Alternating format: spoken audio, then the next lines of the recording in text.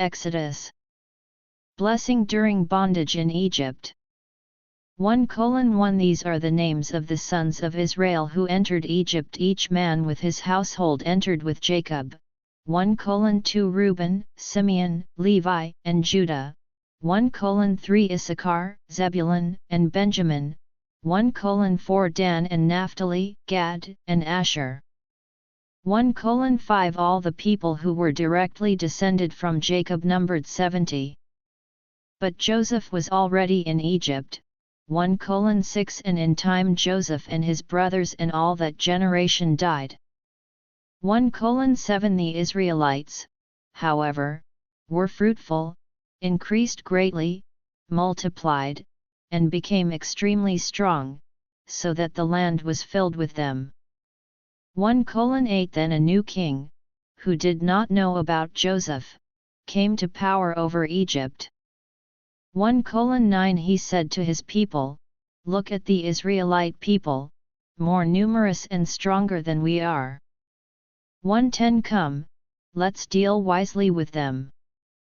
Otherwise they will continue to multiply, and if a war breaks out, they will ally themselves with our enemies and fight against us and leave the country." 1:11 So they put foremen over the Israelites to oppress them with hard labor. As a result they built Pithom and Ramesses as store cities for Pharaoh. 1:12 But the more the Egyptians oppressed them, the more they multiplied and spread. As a result the Egyptians loathed the Israelites. 1:13 And they made the Israelites serve rigorously.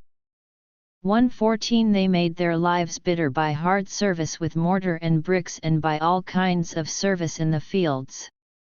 Every kind of service the Israelites were required to give was rigorous.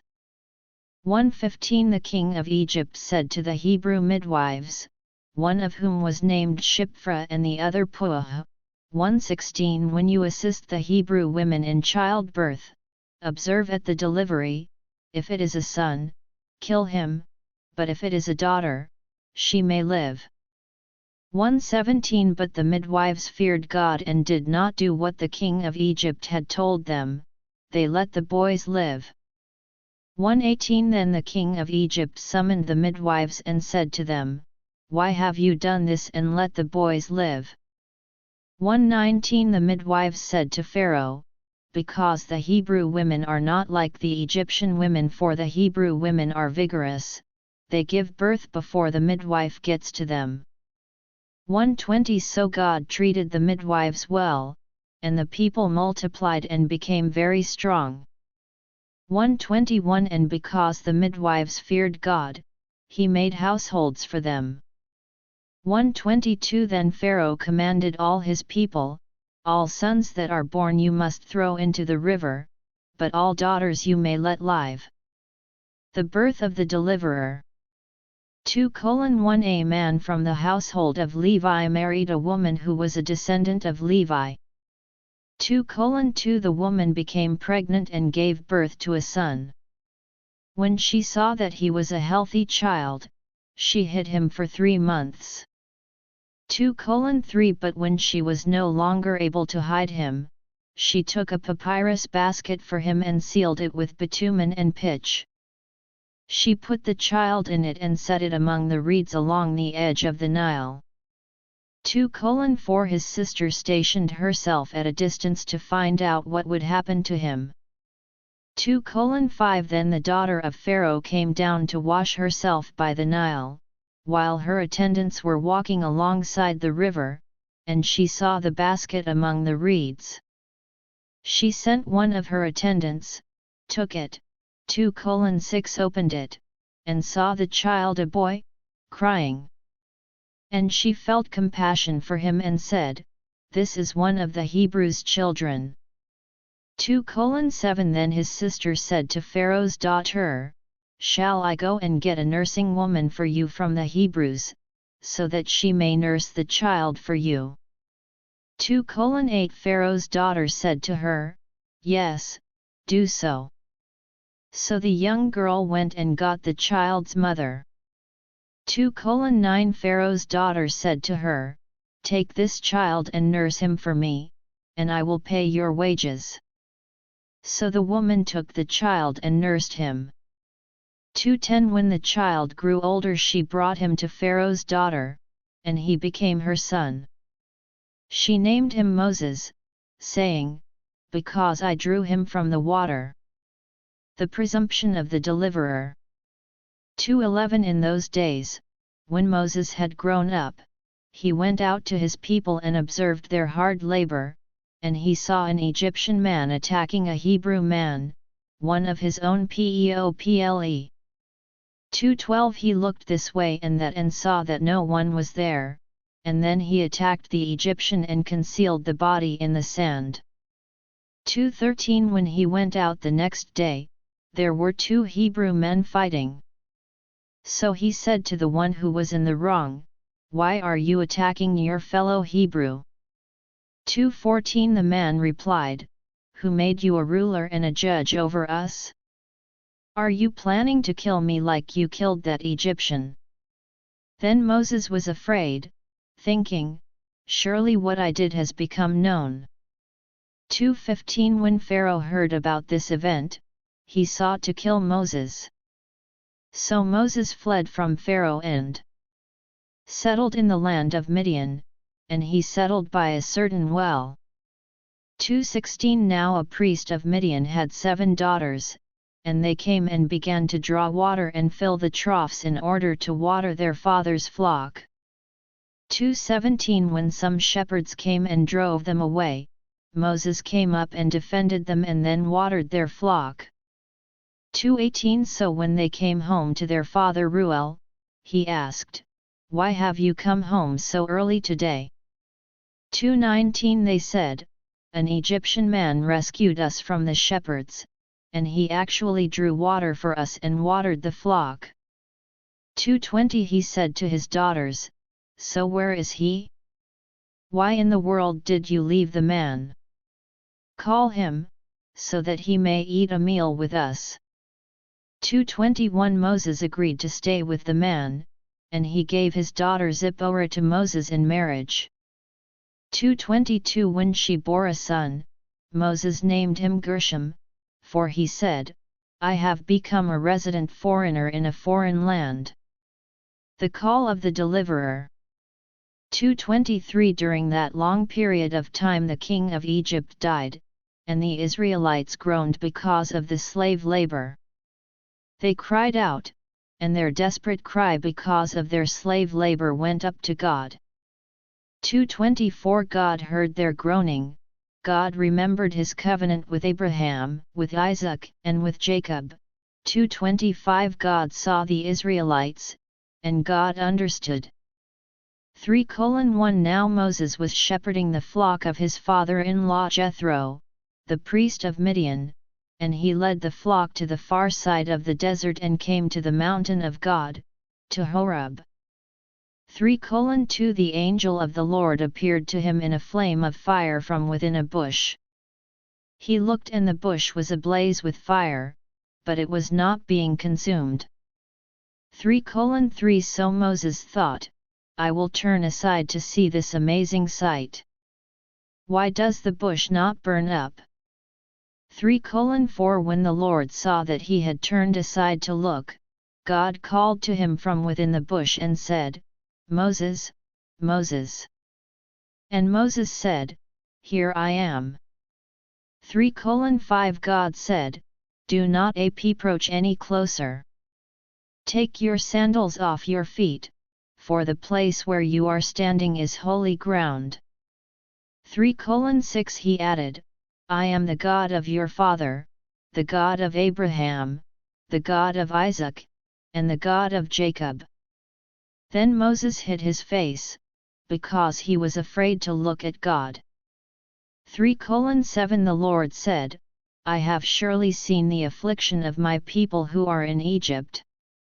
I have heard their cry because of their taskmasters, for I know their sorrows. 3:8 I have come down to deliver them from the hand of the Egyptians and to bring them up from that land to a land that is both good and spacious, to a land flowing with milk and honey, to the region of the Canaanites, Hittites, Amorites, Perizzites, Hivites, and Jebusites. 3:9 And now indeed the cry of the Israelites has come to me, and I have also seen how severely the Egyptians oppress them. 3:10 So now go, and I will send you to Pharaoh to bring my people, the Israelites, out of Egypt. 3:11 Moses said to God, Who am I, that I should go to Pharaoh, or that I should bring the Israelites out of Egypt? 3:12 He replied, Surely I will be with you, and this will be the sign to you that I have sent you, when you bring the people out of Egypt, you and they will serve God on this mountain. 3:13 Moses said to God, If I go to the Israelites and tell them, The God of your fathers has sent me to you, and they ask me, What is his name? What should I say to them? 3:14 God said to Moses, I am that I am. And he said, You must say this to the Israelites, I am has sent me to you. 3:15 God also said to Moses, You must say this to the Israelites, The Lord the God of your fathers, the God of Abraham, the God of Isaac, and the God of Jacob has sent me to you. This is my name forever, and this is my memorial from generation to generation. 3:16 Go and bring together the elders of Israel and tell them, The Lord, the God of your fathers, appeared to me, the God of Abraham, Isaac, and Jacob, saying, I have attended carefully to you and to what has been done to you in Egypt. 3:17 And I have promised that I will bring you up out of the affliction of Egypt to the land of the Canaanites, Hittites, Amorites, Perizzites, Hivites, and Jebusites, to a land flowing with milk and honey. 3:18 The elders will listen to you, and then you and the elders of Israel must go to the king of Egypt and tell him, The Lord, the God of the Hebrews, has met with us. So now, let us go 3 days' journey into the wilderness, so that we may sacrifice to the Lord our God. 3:19 But I know that the king of Egypt will not let you go, not even under force. 3:20 So I will extend my hand and strike Egypt with all my wonders that I will do among them, and after that he will release you. 3:21 I will grant this people favor with the Egyptians, so that when you depart you will not leave empty-handed. 3:22 Every woman will ask her neighbor and the one who happens to be staying in her house for items of silver and gold and for clothing. You will put these articles on your sons and daughters, thus you will plunder Egypt. The source of sufficiency. 4:1 Moses answered again, And if they do not believe me or pay attention to me, but say, The Lord has not appeared to you. 4:2 The Lord said to him, What is that in your hand? He said, A staff. 4:3 The Lord said, Throw it to the ground. So he threw it to the ground, and it became a snake, and Moses ran from it. 4:4 But the Lord said to Moses, Put out your hand and grab it by the tail. So he put out his hand and caught it, and it became a staff in his hand. 4:5 That they may believe that the Lord, the God of their fathers, the God of Abraham, the God of Isaac, and the God of Jacob, has appeared to you. 4:6 The Lord also said to him, Put your hand into your robe.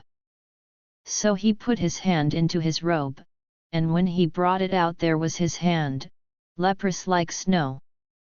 4:7 He said, Put your hand back into your robe. So he put his hand back into his robe, and when he brought it out from his robe there it was, restored like the rest of his skin. 4:8 If they do not believe you or pay attention to the former sign, then they may believe the latter sign. 4:9 And if they do not believe even these two signs or listen to you, then take some water from the Nile and pour it out on the dry ground. The water you take out of the Nile will become blood on the dry ground. 4:10 Then Moses said to the Lord, O my Lord, I am not an eloquent man, neither in the past nor since you have spoken to your servant, for I am slow of speech and slow of tongue. 4:11 The Lord said to him, Who gave a mouth to man, or who makes a person mute or deaf or seeing or blind? Is it not I, the Lord? 4:12 So now go, and I will be with your mouth and will teach you what you must say. 4:13 But Moses said, O my Lord, please send anyone else whom you wish to send. 4:14 Then the Lord became angry with Moses, and he said, What about your brother Aaron the Levite? I know that he can speak very well. Moreover, he is coming to meet you, and when he sees you he will be glad in his heart. 4:15 So you are to speak to him and put the words in his mouth. And as for me, I will be with your mouth and with his mouth, and I will teach you both what you must do. 4:16 He will speak for you to the people, and it will be as if he were your mouth and as if you were his God.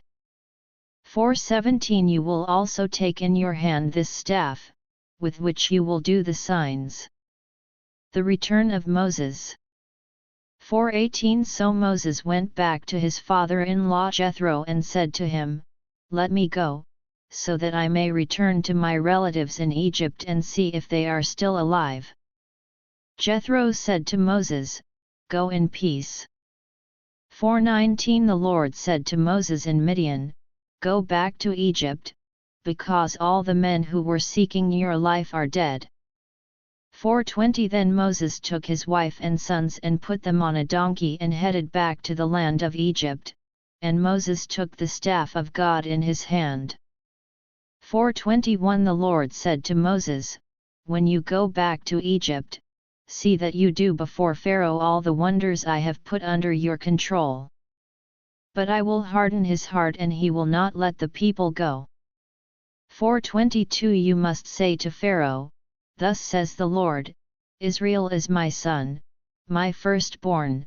4:23 And I said to you, Let my son go that he may serve me, but since you have refused to let him go, I will surely kill your son, your firstborn. 4:24 Now on the way, at a place where they stopped for the night, the Lord met Moses and sought to kill him.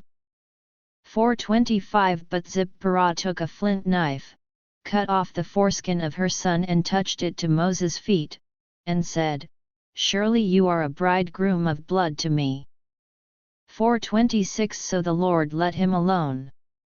At that time she said, A bridegroom of blood, referring to the circumcision. 4:27 The Lord said to Aaron, Go to the wilderness to meet Moses. So he went and met him at the mountain of God and greeted him with a kiss. 4:28 Moses told Aaron all the words of the Lord who had sent him and all the signs that he had commanded him. 4:29 Then Moses and Aaron went and brought together all the Israelite elders. 4:30 Aaron spoke all the words that the Lord had spoken to Moses and did the signs in the sight of the people. 4:31 And the people believed. When they heard that the Lord had attended to the Israelites and that he had seen their affliction, they bowed down close to the ground. Opposition to the plan of God. 5:1 Afterward Moses and Aaron went to Pharaoh and said, Thus says the Lord, the God of Israel, Release my people so that they may hold a pilgrim feast to me in the desert. 5:2 But Pharaoh said, Who is the Lord that I should obey him by releasing Israel? I do not know the Lord, and I will not release Israel. 5:3 And they said, The God of the Hebrews has met with us. Let us go a 3-day journey into the desert so that we may sacrifice to the Lord our God, so that he does not strike us with plague or the sword. 5:4 The king of Egypt said to them, Moses and Aaron, why do you cause the people to refrain from their work? Return to your labor. 5:5 Pharaoh was thinking, the people of the land are now many, and you are giving them rest from their labor. 5:6 That same day Pharaoh commanded the slave masters and foremen who were over the people, 5:7 You must no longer give straw to the people for making bricks as before. Let them go and collect straw for themselves. 5:8 But you must require of them the same quota of bricks that they were making before. Do not reduce it, for they are slackers. That is why they are crying, let us go sacrifice to our God. 5:9 Make the work harder for the men so they will keep at it and pay no attention to lying words. 5:10 So the slave masters of the people and their foremen went to the Israelites and said, Thus says Pharaoh, I am not giving you straw. 5:11 You go get straw for yourselves wherever you can find it, because there will be no reduction at all in your workload. 5:12 So the people spread out through all the land of Egypt to collect stubble for straw. 5:13 The slave masters were pressuring them, saying, Complete your work for each day, just like when there was straw. 5:14 The Israelite foremen whom Pharaoh's slave masters had set over them were beaten and were asked, Why did you not complete your requirement for brick making as in the past both yesterday and today? 5:15 The Israelite foreman went and cried out to Pharaoh, Why are you treating your servants this way? 5:16 No straw is given to your servants, but we are told, Make bricks. Your servants are even being beaten, but the fault is with your people. 5:17 But Pharaoh replied, You are slackers. That is why you are saying, Let us go sacrifice to the Lord. 5:18 So now, get back to work. You will not be given straw, but you must still produce your quota of bricks. 5:19 The Israelite foremen saw that they were in trouble when they were told, You must not reduce the daily quota of your bricks. 5:20 When they went out from Pharaoh, they encountered Moses and Aaron standing there to meet them. 5:21 And they said to them, May the Lord look on you and judge, because you have made us stink in the opinion of Pharaoh and his servants, so that you have given them an excuse to kill us. The assurance of deliverance. 5:22 Moses returned to the Lord, and said, Lord, why have you caused trouble for this people? Why did you ever send me? 5:23 From the time I went to speak to Pharaoh in your name, he has caused trouble for this people, and you have certainly not rescued them. 6:1 Then the Lord said to Moses, Now you will see what I will do to Pharaoh, for compelled by my strong hand he will release them, and by my strong hand he will drive them out of his land. 6:2 God spoke to Moses and said to him, I am the Lord. 6:3 I appeared to Abraham, to Isaac, and to Jacob as God Almighty, but by my name the Lord I was not known to them. 6:4 I also established my covenant with them to give them the land of Canaan, where they were living as resident foreigners. 6:5 I have also heard the groaning of the Israelites, whom the Egyptians are enslaving, and I have remembered my covenant. 6:6 Therefore, tell the Israelites, I am the Lord. I will bring you out from your enslavement to the Egyptians, I will rescue you from the hard labor they impose, and I will redeem you with an outstretched arm and with great judgments. 6:7 I will take you to myself for a people, and I will be your God. Then you will know that I am the Lord your God, who brought you out from your enslavement to the Egyptians. 6:8 I will bring you to the land I swore to give to Abraham, to Isaac, and to Jacob, and I will give it to you as a possession. I am the Lord. 6:9 Moses told this to the Israelites, but they did not listen to him because of their discouragement and hard labor. 6:10 Then the Lord said to Moses, 6:11 Go, tell Pharaoh king of Egypt that he must release the Israelites from his land. 6:12 But Moses replied to the Lord, If the Israelites did not listen to me, then how will Pharaoh listen to me, since I speak with difficulty? 6:13 The Lord spoke to Moses and Aaron and gave them a charge for the Israelites and Pharaoh king of Egypt to bring the Israelites out of the land of Egypt. The ancestry of the deliverer. 6:14 These are the heads of their fathers' households. The sons of Reuben, the firstborn son of Israel, were Hanok and Palu, Hezron, and Carmi. These were the clans of Reuben. 6:15 The sons of Simeon were Jemuel, Jamin, Ahad, Jachin, Zohar, and Shaul, the son of a Canaanite woman. These were the clans of Simeon. 6:16 Now these are the names of the sons of Levi, according to their records, Gershon, Kohat, and Merari. The length of Levi's life was 137 years. 6:17 The sons of Gershon, by their families, were Libni and Shimei. 6:18 The sons of Kohat were Amram, Izhar, Hebron, and Uzziel. The length of Kohath's life was 133 years. 6:19 The sons of Merari were Mali and Mushi. These were the clans of Levi, according to their records. 6:20 Amram married his father's sister Jochebed, and she bore him Aaron and Moses.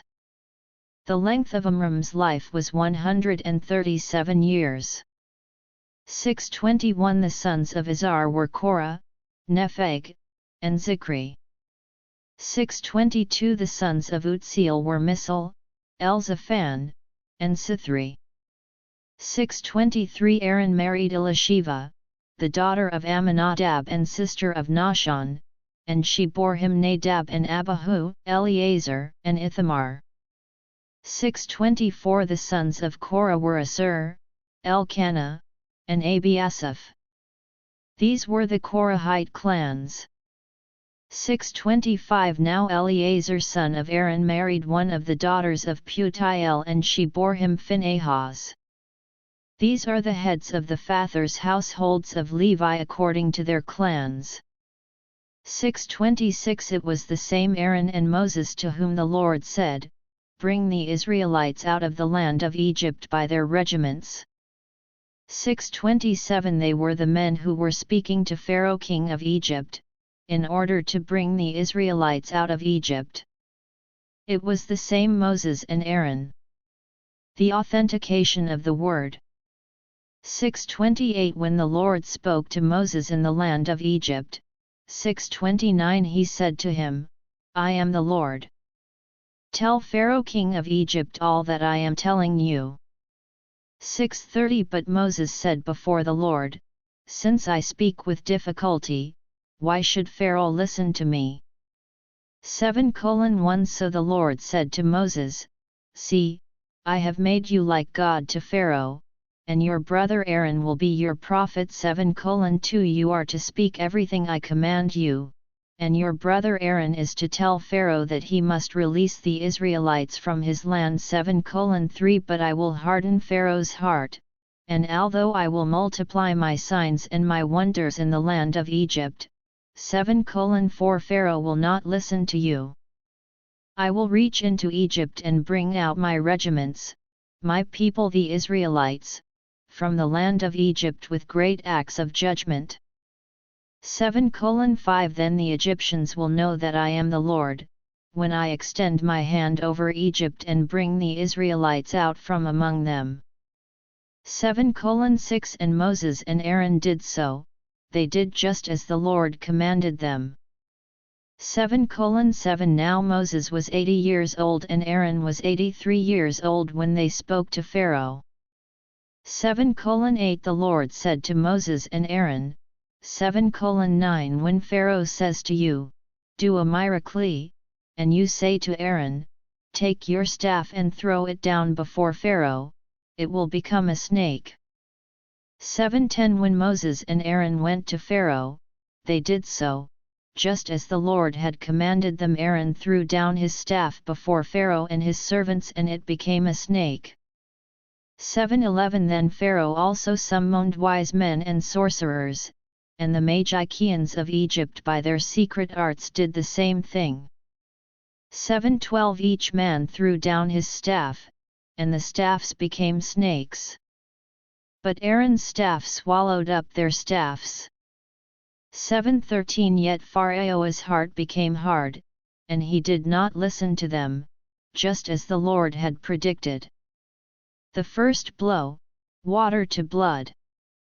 7:14 The Lord said to Moses, Pharaoh's heart is hard, he refuses to release the people. 7:15 Go to Pharaoh in the morning when he goes out to the water.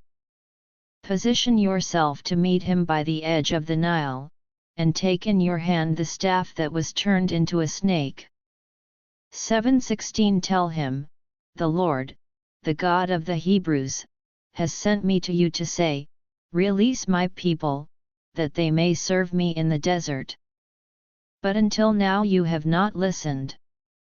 7:17 Thus says the Lord, by this you will know that I am the Lord, I am going to strike the water of the Nile with the staff that is in my hand, and it will be turned into blood. 7:18 Fish in the Nile will die, the Nile will stink, and the Egyptians will be unable to drink water from the Nile. 7:19 Then the Lord said to Moses, tell Aaron, take your staff and stretch out your hand over Egypt's waters, over their rivers, over their canals, over their ponds, and over all their reservoirs, so that it becomes blood. There will be blood everywhere in the land of Egypt, even in wooden and stone containers. 7:20 Moses and Aaron did so, just as the Lord had commanded. Moses raised the staff and struck the water that was in the Nile right before the eyes of Pharaoh and his servants, and all the water that was in the Nile was turned to blood. 7:21 When the fish that were in the Nile died, the Nile began to stink, so that the Egyptians could not drink water from the Nile. There was blood everywhere in the land of Egypt. 7:22 But the magicians of Egypt did the same by their secret arts, and so Pharaoh's heart remained hard, and he refused to listen to Moses and Aaron, just as the Lord had predicted. 7:23 And Pharaoh turned and went into his house. He did not pay any attention to this. 7:24 All the Egyptians dug around the Nile for water to drink, because they could not drink the water of the Nile. The second blow, frogs. 7:25 7 full days passed after the Lord struck the Nile. 8:1, 7:26 Then the Lord said to Moses, Go to Pharaoh and tell him, Thus says the Lord, Release my people in order that they may serve me. 8:2 But if you refuse to release them, then I am going to plague all your territory with frogs. 8:3 The Nile will swarm with frogs, and they will come up and go into your house, in your bedroom, and on your bed, and into the houses of your servants and your people, and into your ovens and your kneading troughs. 8:4 Frogs will come up against you, your people, and all your servants. 8:5 The Lord spoke to Moses, Tell Aaron, extend your hand with your staff over the rivers, over the canals, and over the ponds, and bring the frogs up over the land of Egypt.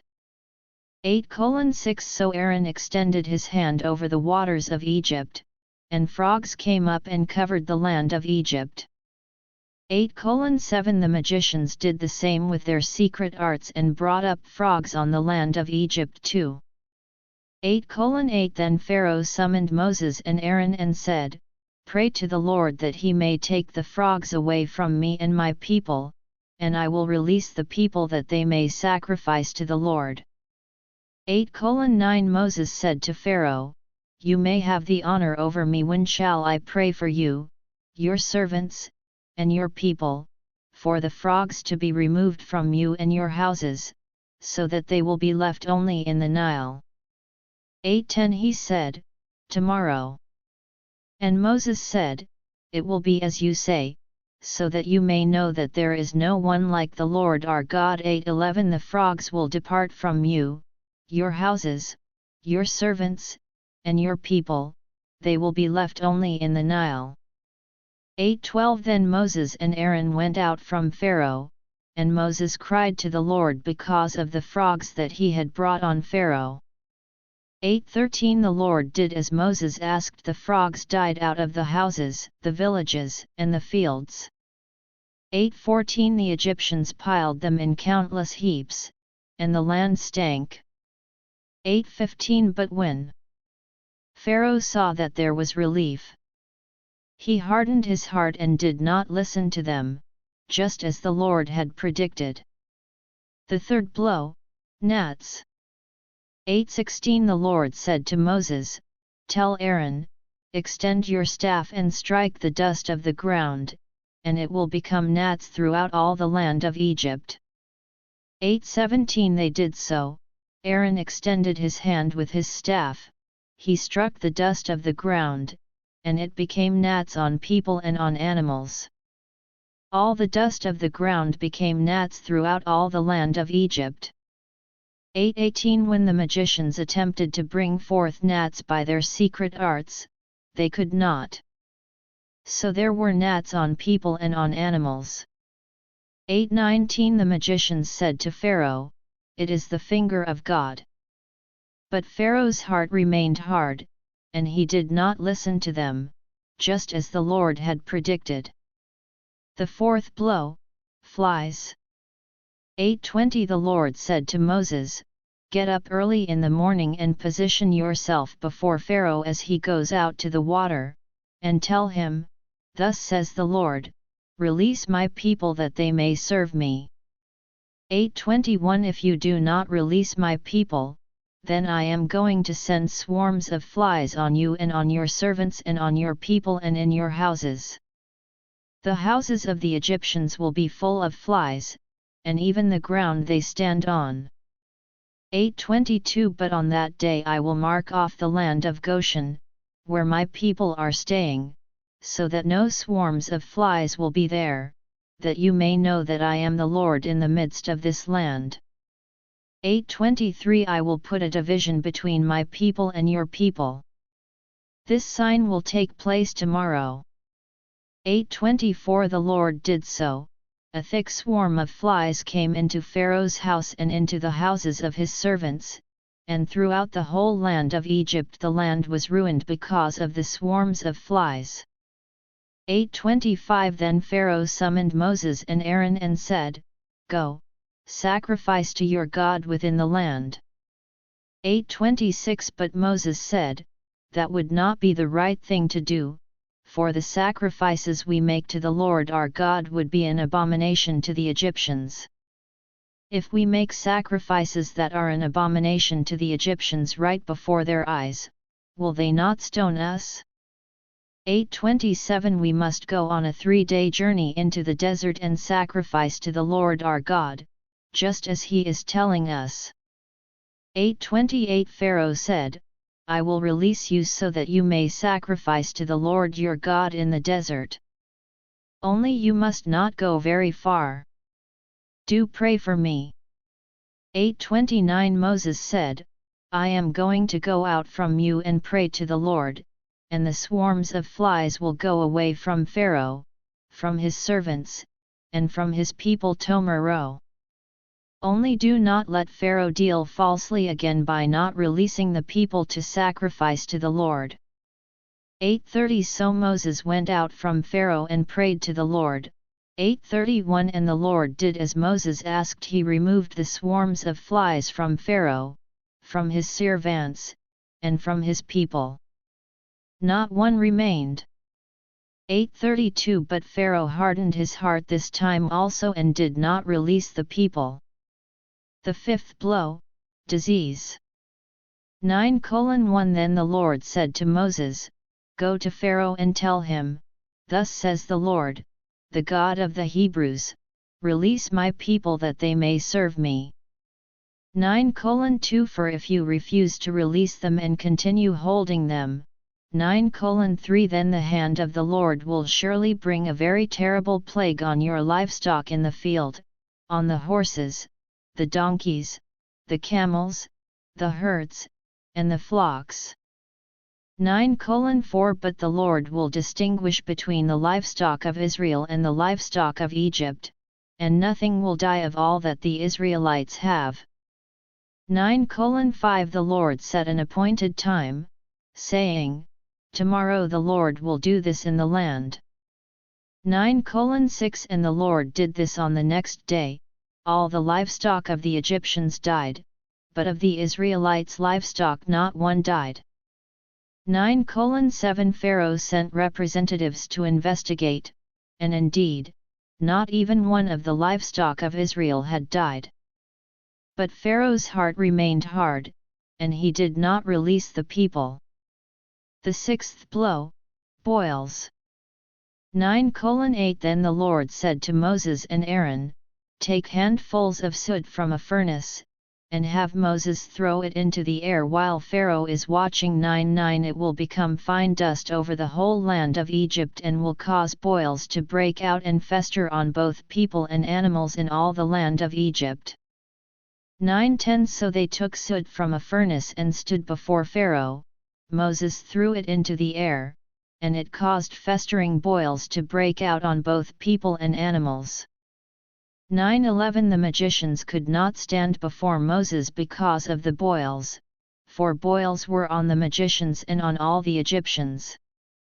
9:12 But the Lord hardened Pharaoh's heart, and he did not listen to them, just as the Lord had predicted to Moses. The seventh blow, hail. 9:13 The Lord said to Moses, Get up early in the morning, stand before Pharaoh, and tell him, Thus says the Lord, the God of the Hebrews, Release my people so that they may serve me. 9:14 For this time I will send all my plagues on your very self and on your servants and your people, so that you may know that there is no one like me in all the earth. 9:15 For by now I could have stretched out my hand and struck you and your people with plague, and you would have been destroyed from the earth. 9:16 But for this purpose I have caused you to stand, to show you my strength, and so that my name may be declared in all the earth. 9:17 You are still exalting yourself against my people by not releasing them. 9:18 I am going to cause very severe hail to rain down about this time tomorrow, such hail as has never occurred in Egypt from the day it was founded until now. 9:19 So now, send instructions to gather your livestock and all your possessions in the fields to a safe place. Every person or animal caught in the field and not brought into the house, the hail will come down on them, and they will die. 9:20 Those of Pharaoh's servants who feared the word of the Lord hurried to bring their servants and livestock into the houses. 9:21 But those who did not take the word of the Lord seriously left their servants and their cattle in the field. 9:22 Then the Lord said to Moses, Extend your hand toward the sky that there may be hail in all the land of Egypt, on people and on animals, and on everything that grows in the field in the land of Egypt. 9:23 When Moses extended his staff toward the sky, the Lord sent thunder and hail, and fire fell to the earth, so the Lord caused hail to rain down on the land of Egypt. 9:24 Hail fell and fire mingled with the hail. The hail was so severe that there had not been any like it in all the land of Egypt since it had become a nation. 9:25 The hail struck everything in the open fields, both people and animals, throughout all the land of Egypt. The hail struck everything that grows in the field, and it broke all the trees of the field to pieces. 9:26 Only in the land of Goshen, where the Israelites lived, was there no hail. 9:27 So Pharaoh sent and summoned Moses and Aaron and said to them, I have sinned this time. The Lord is righteous, and I and my people are guilty. 9:28 Pray to the Lord, for the mighty thunderings and hail are too much. I will release you and you will stay no longer.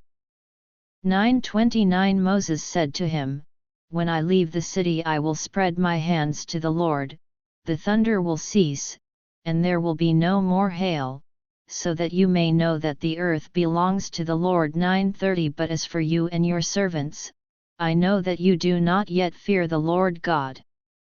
9:31 Now the flax and the barley were struck by the hail, for the barley had ripened and the flax was in bud. 9:32 But the wheat and the spelt were not struck, for they are later crops. 9:33 So Moses left Pharaoh, went out of the city, and spread out his hands to the Lord, and the thunder and the hail ceased, and the rain stopped pouring on the earth.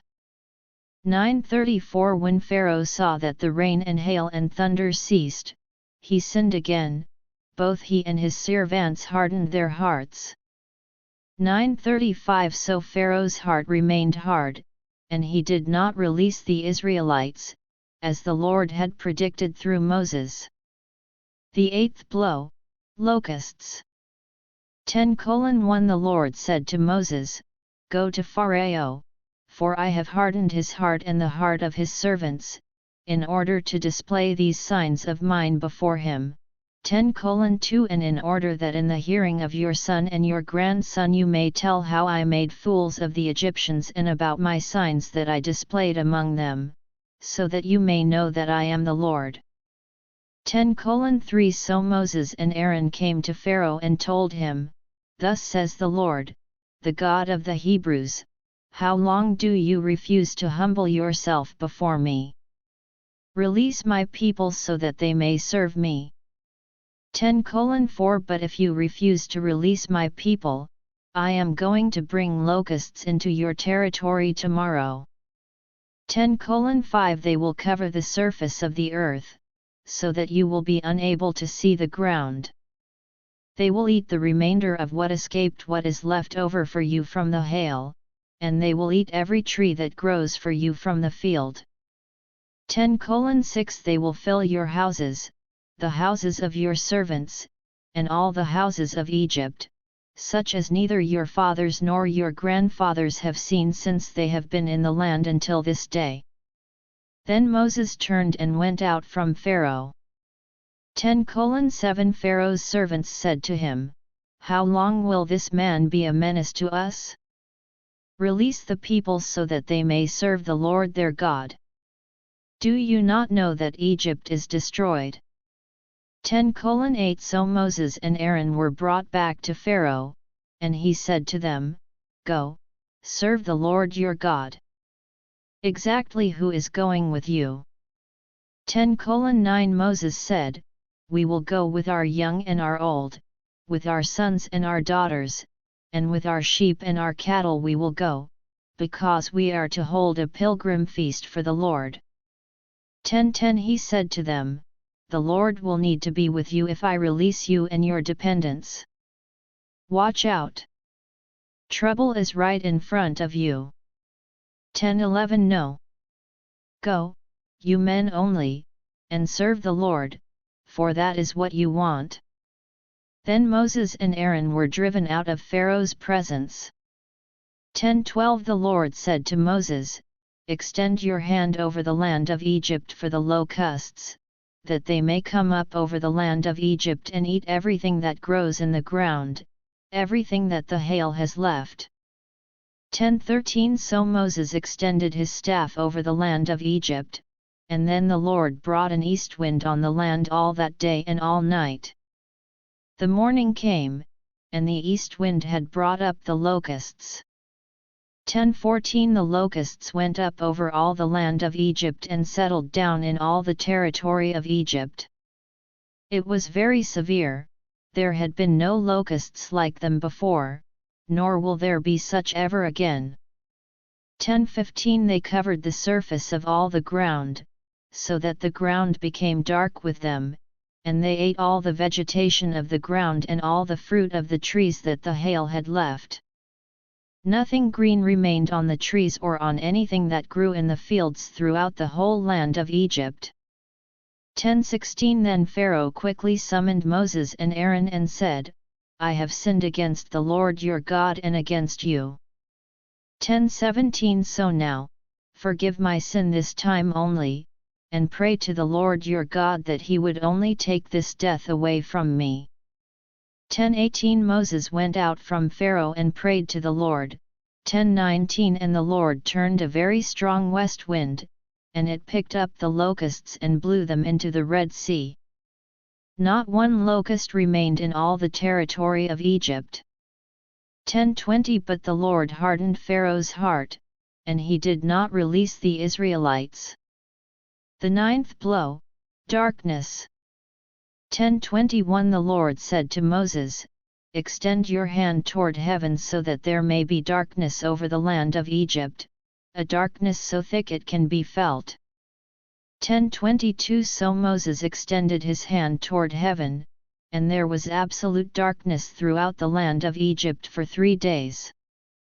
10:23 No one could see another person, and no one could rise from his place for 3 days.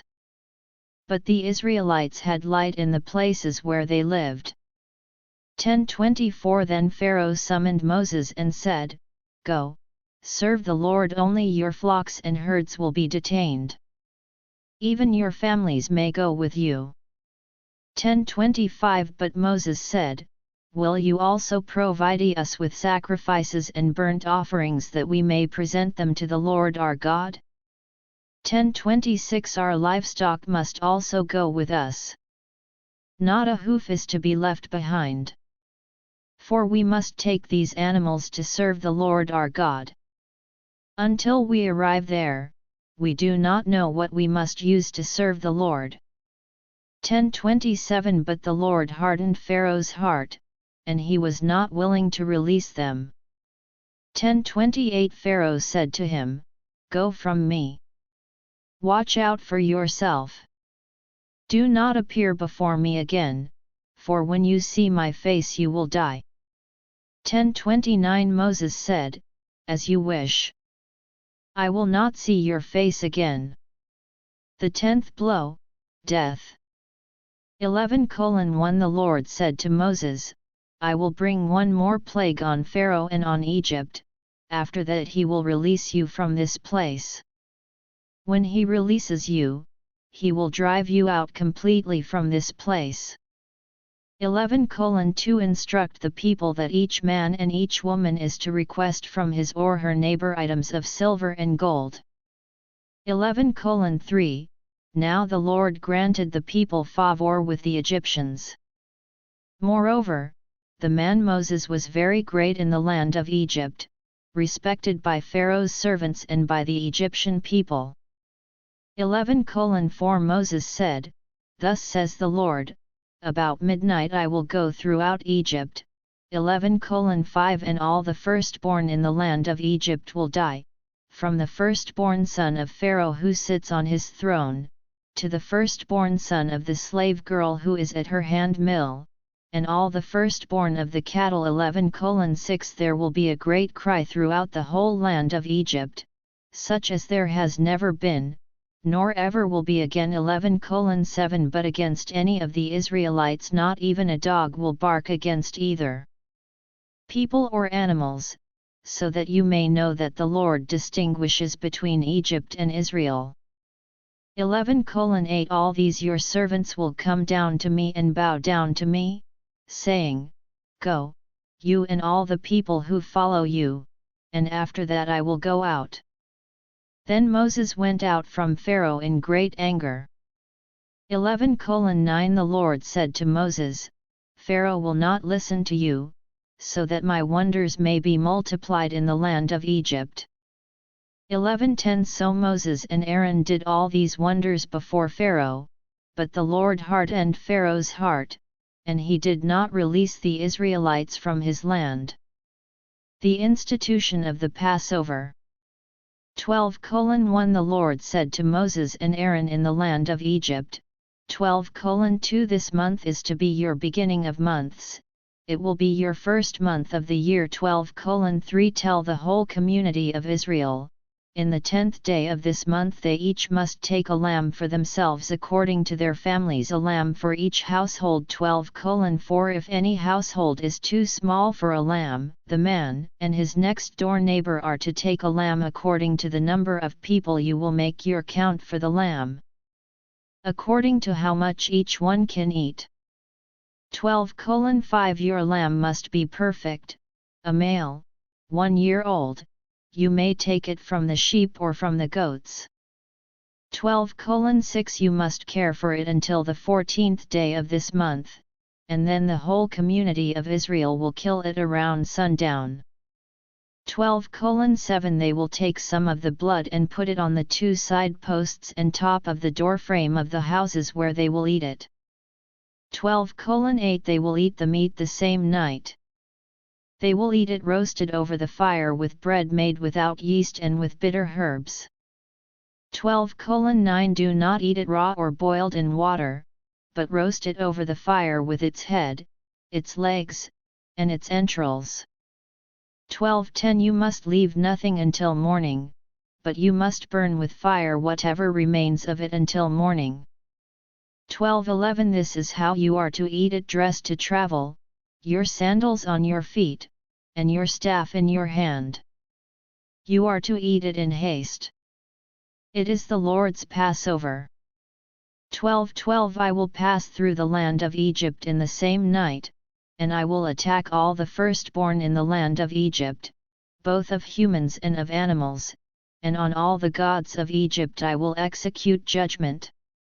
I am the Lord. 12:13 The blood will be a sign for you on the houses where you are, so that when I see the blood I will pass over you, and this plague will not fall on you to destroy you when I attack the land of Egypt.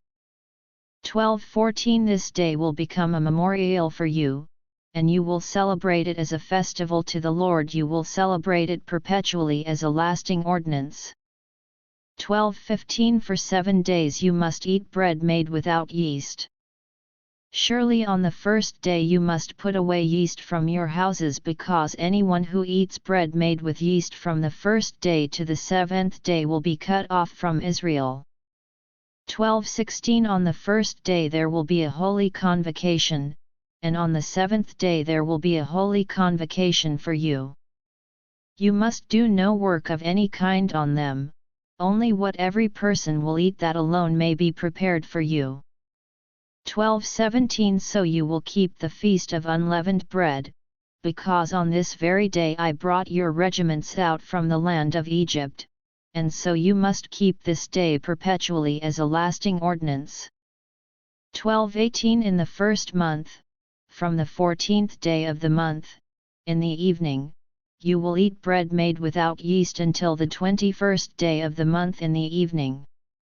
12:19 For 7 days yeast must not be found in your houses, for whoever eats what is made with yeast, that person will be cut off from the community of Israel, whether a foreigner or one born in the land.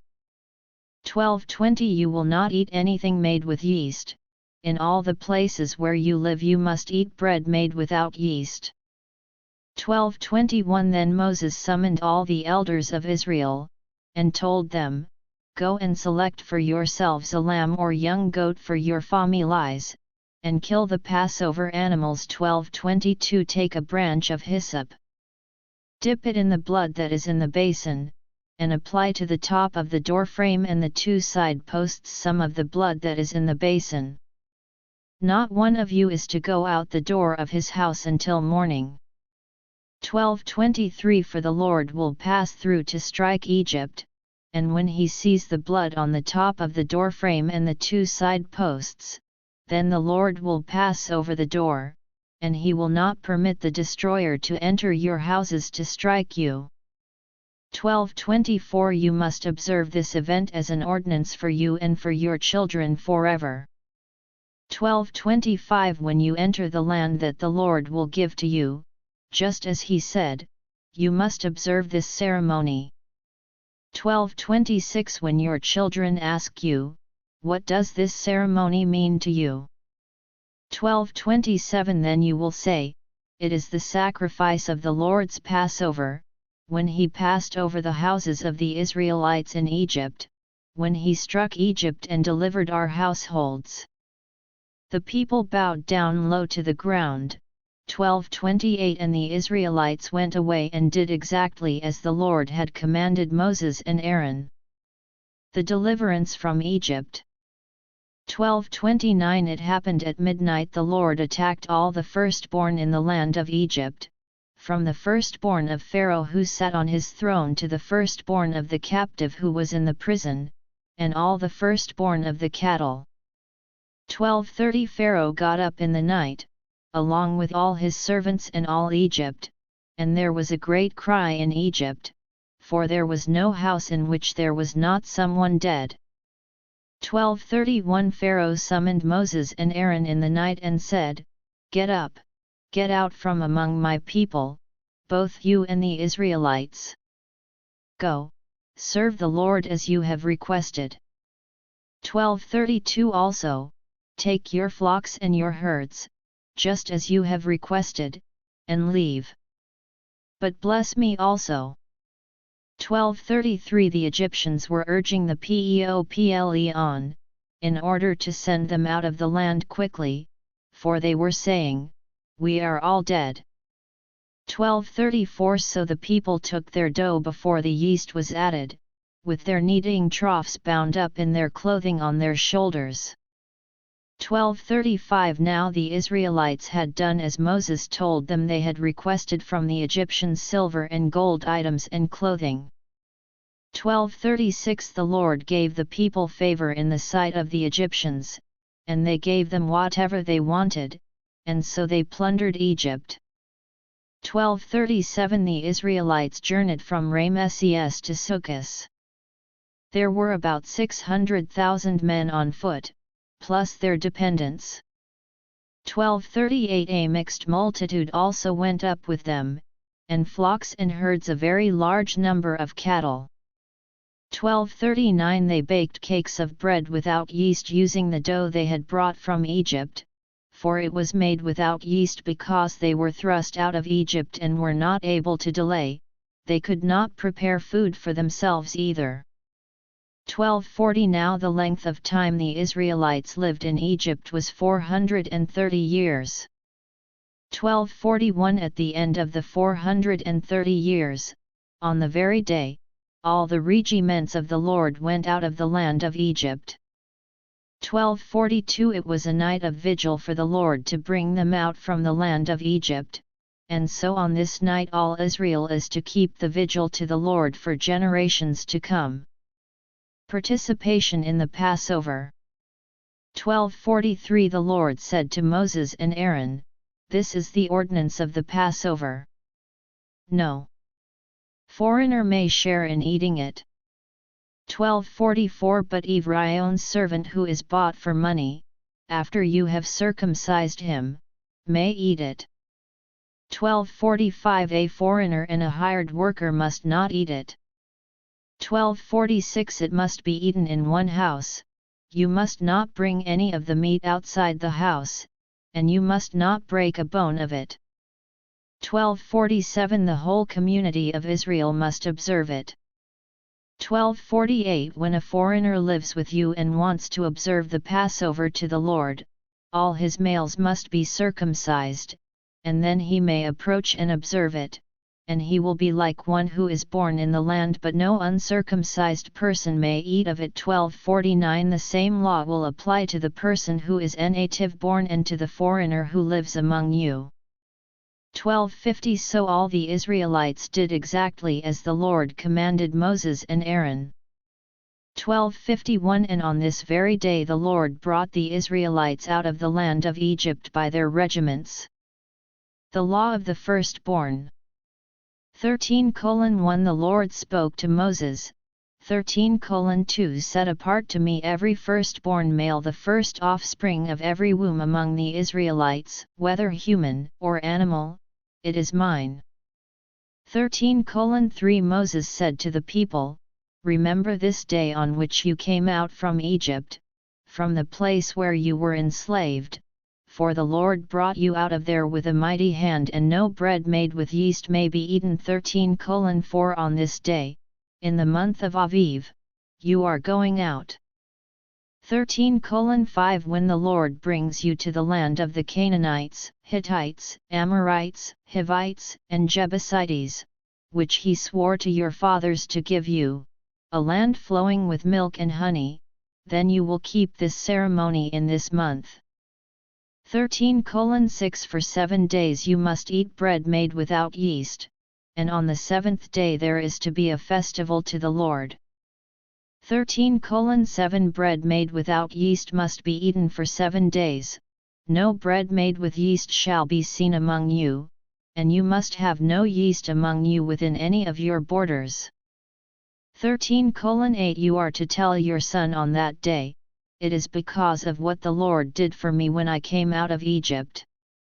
13:9 It will be a sign for you on your hand and a memorial on your forehead, so that the law of the Lord may be in your mouth, for with a mighty hand the Lord brought you out of Egypt. 13:10 So you must keep this ordinance at its appointed time from year to year. 13:11 When the Lord brings you into the land of the Canaanites, as he swore to you and to your fathers, and gives it to you, 13:12 Then you must give over to the Lord the first offspring of every womb. Every firstling of a beast that you have, the males will be the Lord's. 13:13 Every firstling of a donkey you must redeem with a lamb, and if you do not redeem it, then you must break its neck. Every firstborn of your sons you must redeem.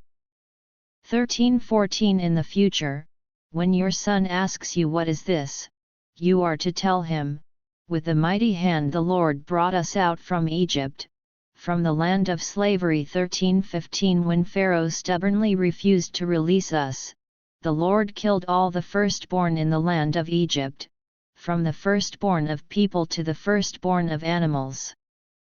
That is why I am sacrificing to the Lord the first male offspring of every womb, but all my firstborn sons I redeem. 13:16 It will be for a sign on your hand and for frontlets on your forehead, for with a mighty hand the Lord brought us out of Egypt. The leading of God. 13:17 When Pharaoh released the people, God did not lead them by the way to the land of the Philistines, although that was nearby, for God said, lest the people change their minds and return to Egypt when they experience war. 13:18 So God brought the people around by the way of the desert to the Red Sea, and the Israelites went up from the land of Egypt prepared for battle. 13:19 Moses took the bones of Joseph with him, for Joseph had made the Israelites solemnly swear, God will surely attend to you, and you will carry my bones up from this place with you.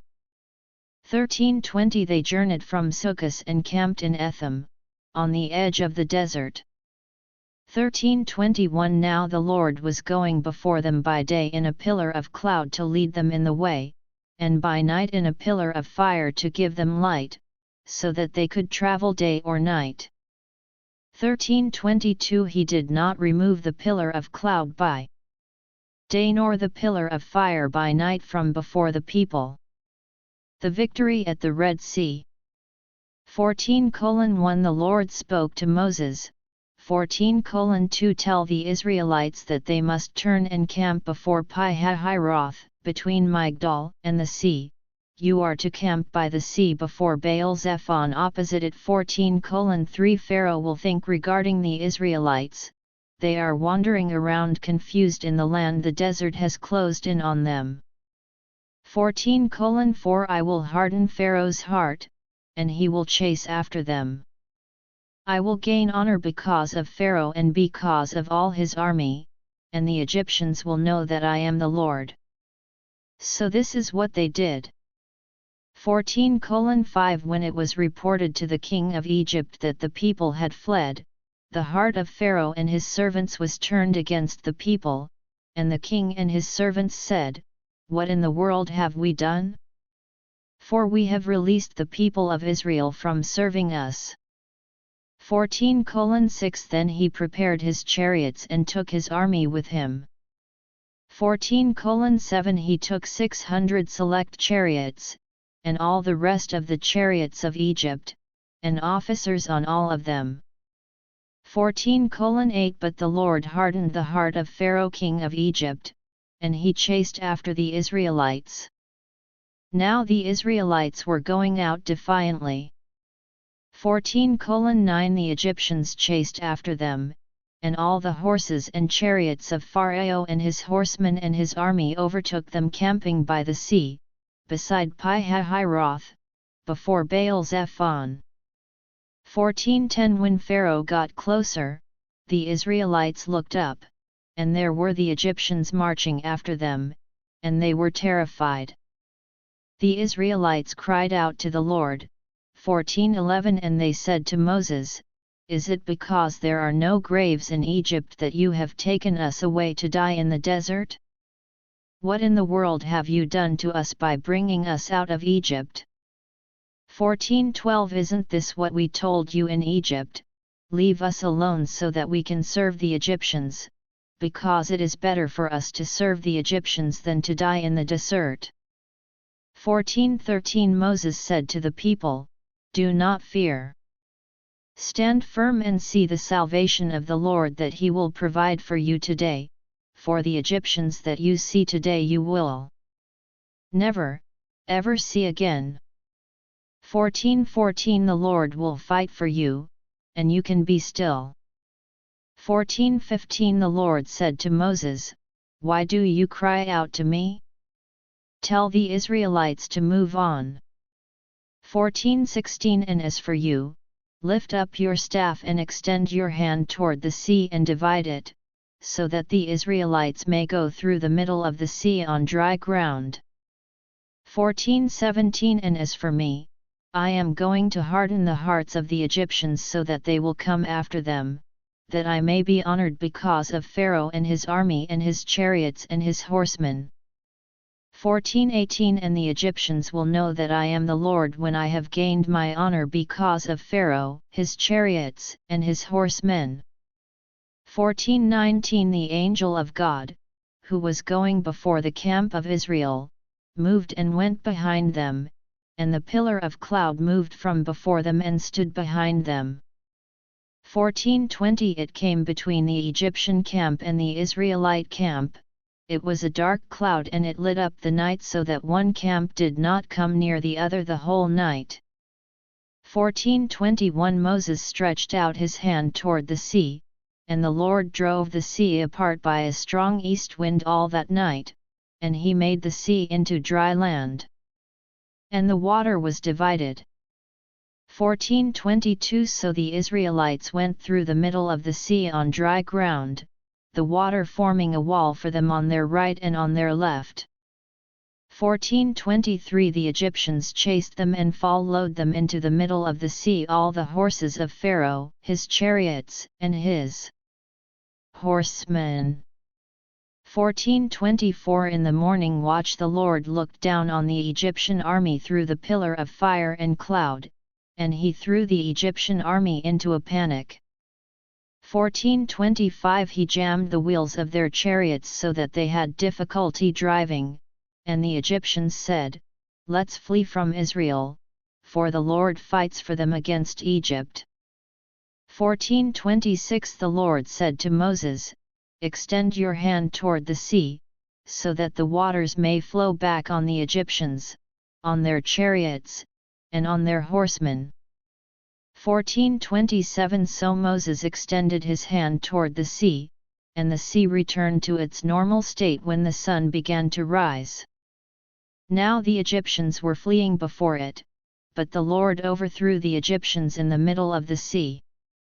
1428 The water returned and covered the chariots and the horsemen and all the army of Pharaoh that was coming after the Israelites into the sea, not so much as one of them survived.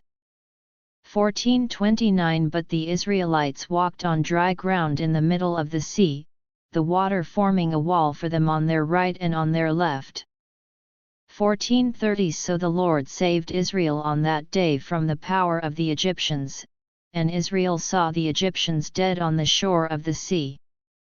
1431 When Israel saw the great power that the Lord had exercised over the Egyptians, they feared the Lord, and they believed in the Lord and in his servant Moses. The Song of Triumph. 15:1 Then Moses and the Israelites sang this song to the Lord. They said, I will sing to the Lord, for he has triumphed gloriously. The horse and its rider he has thrown into the sea. 15:2 The Lord is my strength and my song, and he has become my salvation. This is my God, and I will praise him. My father's God, and I will exalt him. 15:3 The Lord is a warrior. The Lord is his name. 15:4 The chariots of Pharaoh and his army he has thrown into the sea, and his chosen officers were drowned in the Red Sea. 15:5 The depths have covered them. They went down to the bottom like a stone. 15:6 Your right hand, O Lord, was majestic in power.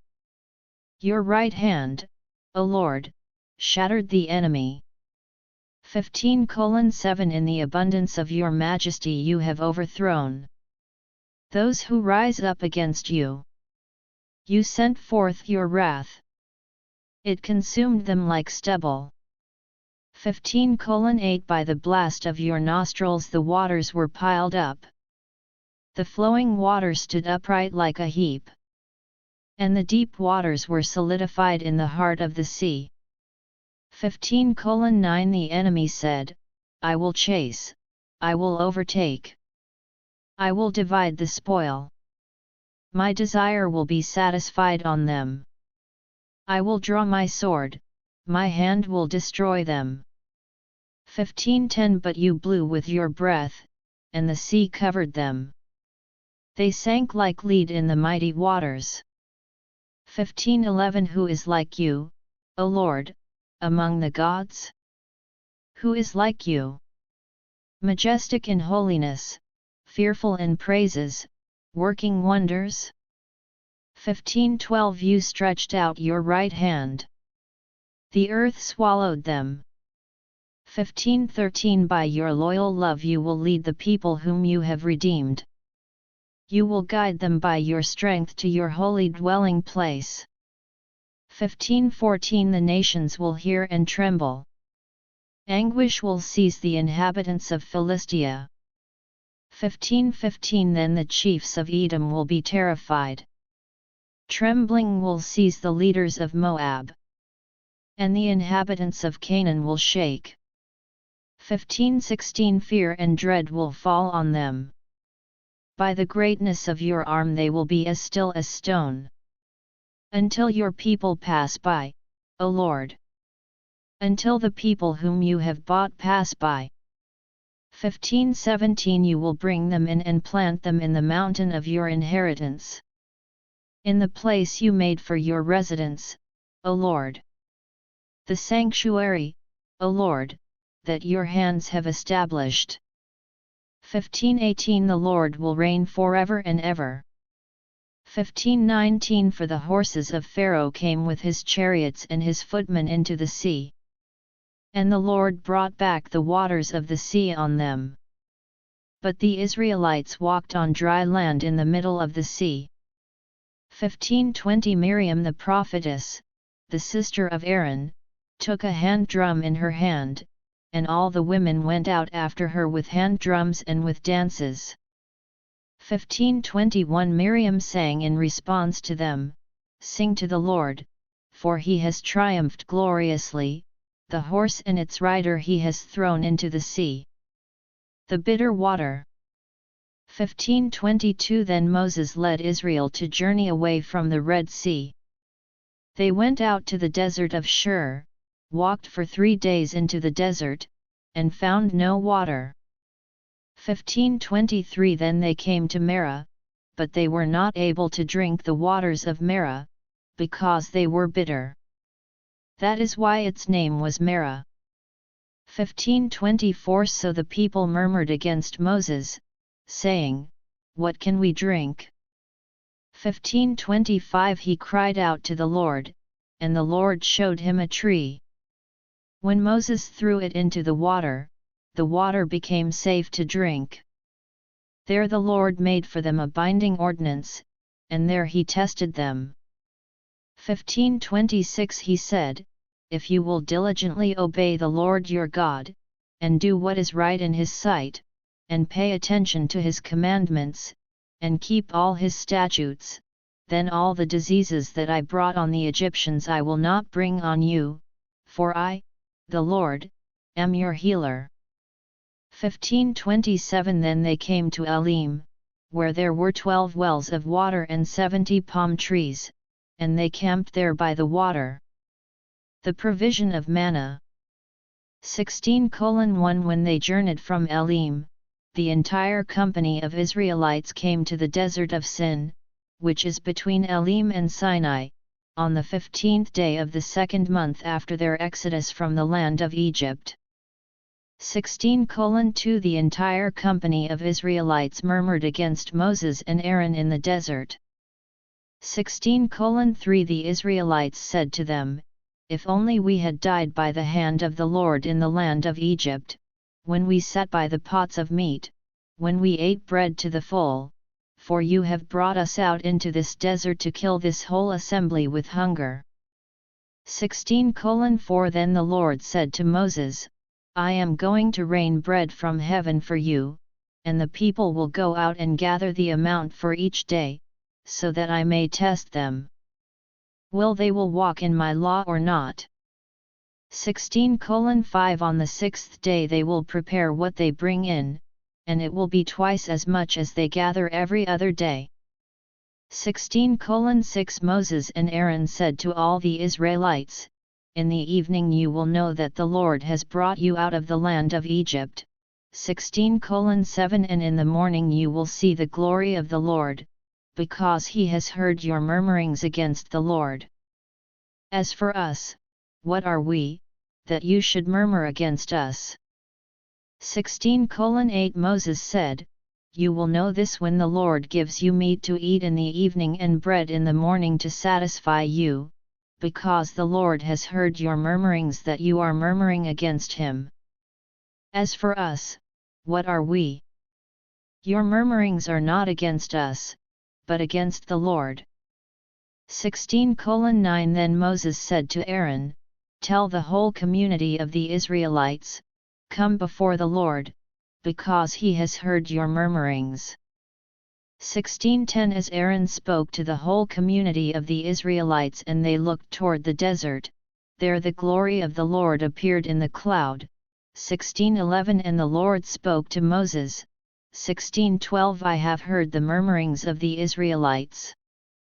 Tell them, during the evening you will eat meat, and in the morning you will be satisfied with bread, so that you may know that I am the Lord your God. 16:13 In the evening the quail came up and covered the camp, and in the morning a layer of dew was all around the camp. 16:14 When the layer of dew had evaporated, there on the surface of the desert was a thin flaky substance, thin like frost on the earth. 16:15 When the Israelites saw it, they said to one another, What is it? Because they did not know what it was.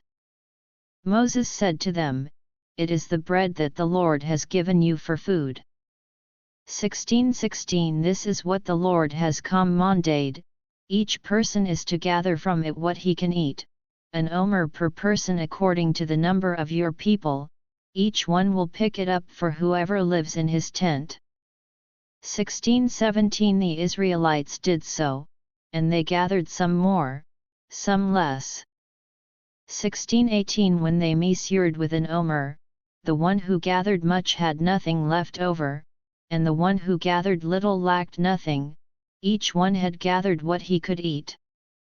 1619 Moses said to them, "No one is to keep any of it until morning."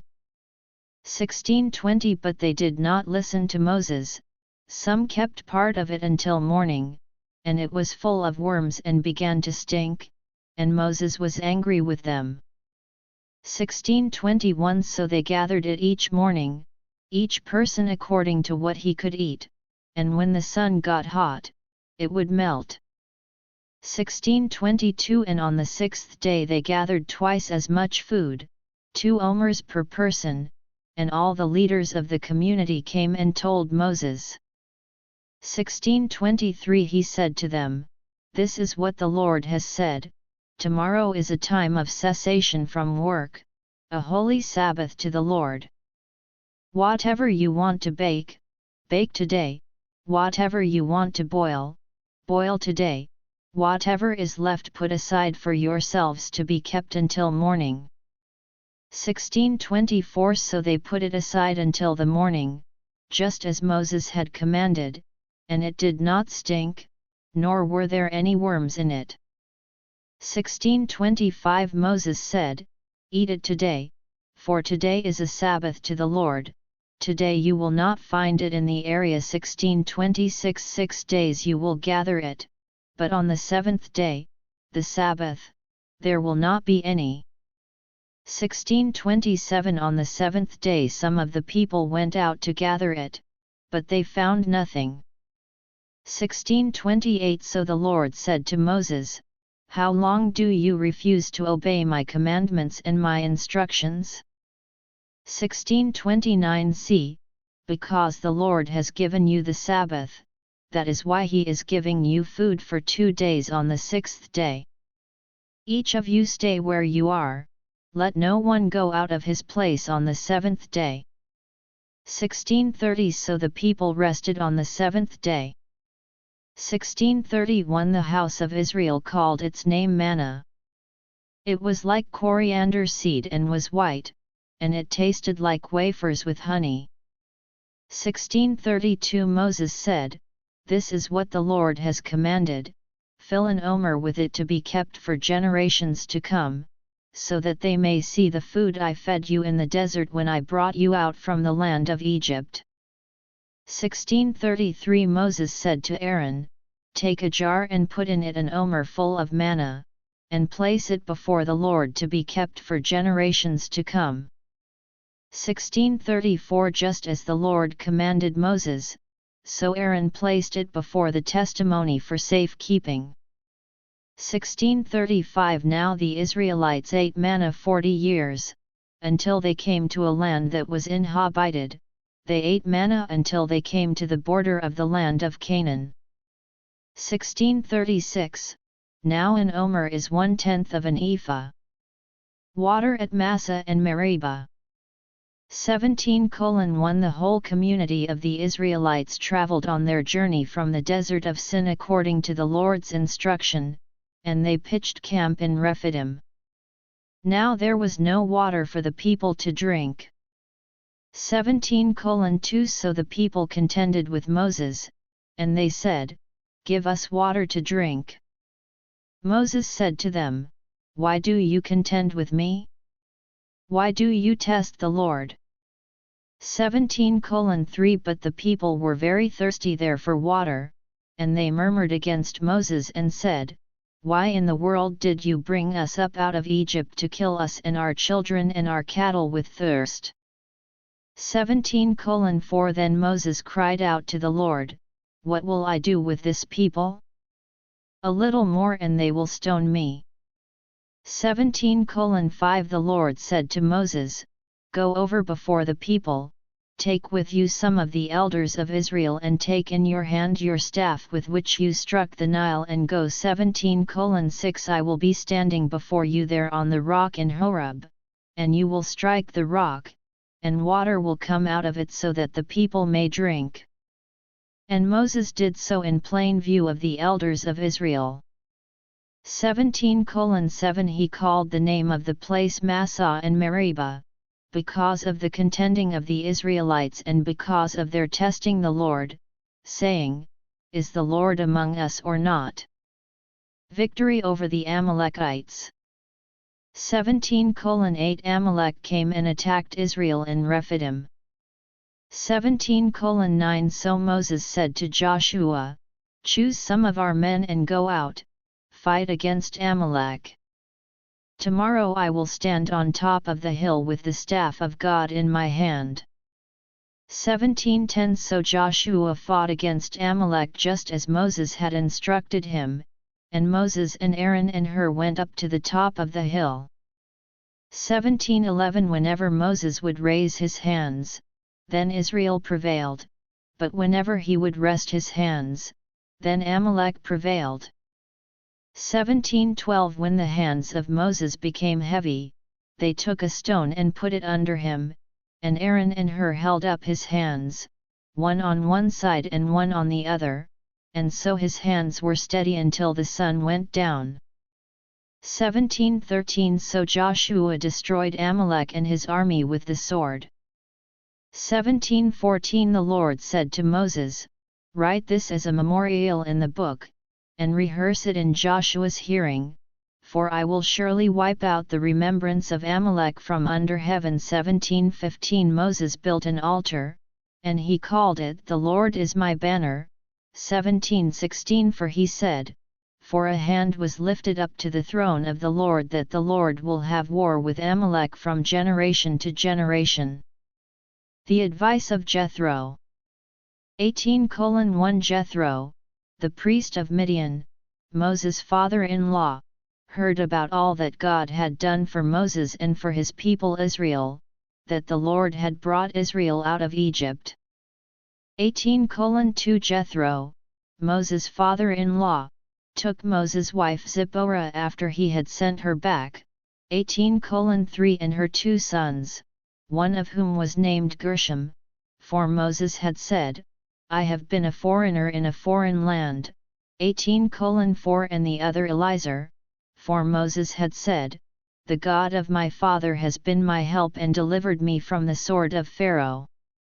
18:5 Jethro, Moses' father-in-law, together with Moses' sons and his wife, came to Moses in the desert where he was camping by the mountain of God. 18:6 He said to Moses, I, your father-in-law Jethro, am coming to you, along with your wife and her 2 sons with her. 18:7 Moses went out to meet his father-in-law and bowed down and kissed him. They each asked about the other's welfare, and then they went into the tent. 18:8 Moses told his father-in-law all that the Lord had done to Pharaoh and to Egypt for Israel's sake, and all the hardship that had come on them along the way, and how the Lord had delivered them. 18:9 Jethro rejoiced because of all the good that the Lord had done for Israel, whom he had delivered from the hand of Egypt. 18:10 Jethro said, Blessed be the Lord who has delivered you from the hand of Egypt, and from the hand of Pharaoh, who has delivered the people from the Egyptians' control. 18:11 Now I know that the Lord is greater than all the gods, for in the thing in which they dealt proudly against them he has destroyed them. 18:12 Then Jethro, Moses' father-in-law, brought a burnt offering and sacrifices for God, and Aaron and all the elders of Israel came to eat food with the father-in-law of Moses before God.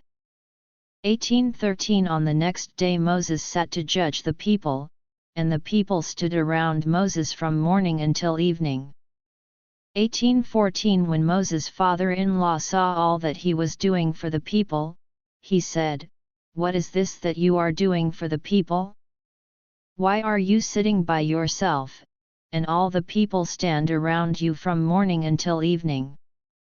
18:15 Moses said to his father-in-law, Because the people come to me to inquire of God. 18:16 When they have a dispute, it comes to me and I decide between a man and his neighbor, and I make known the decrees of God and his laws.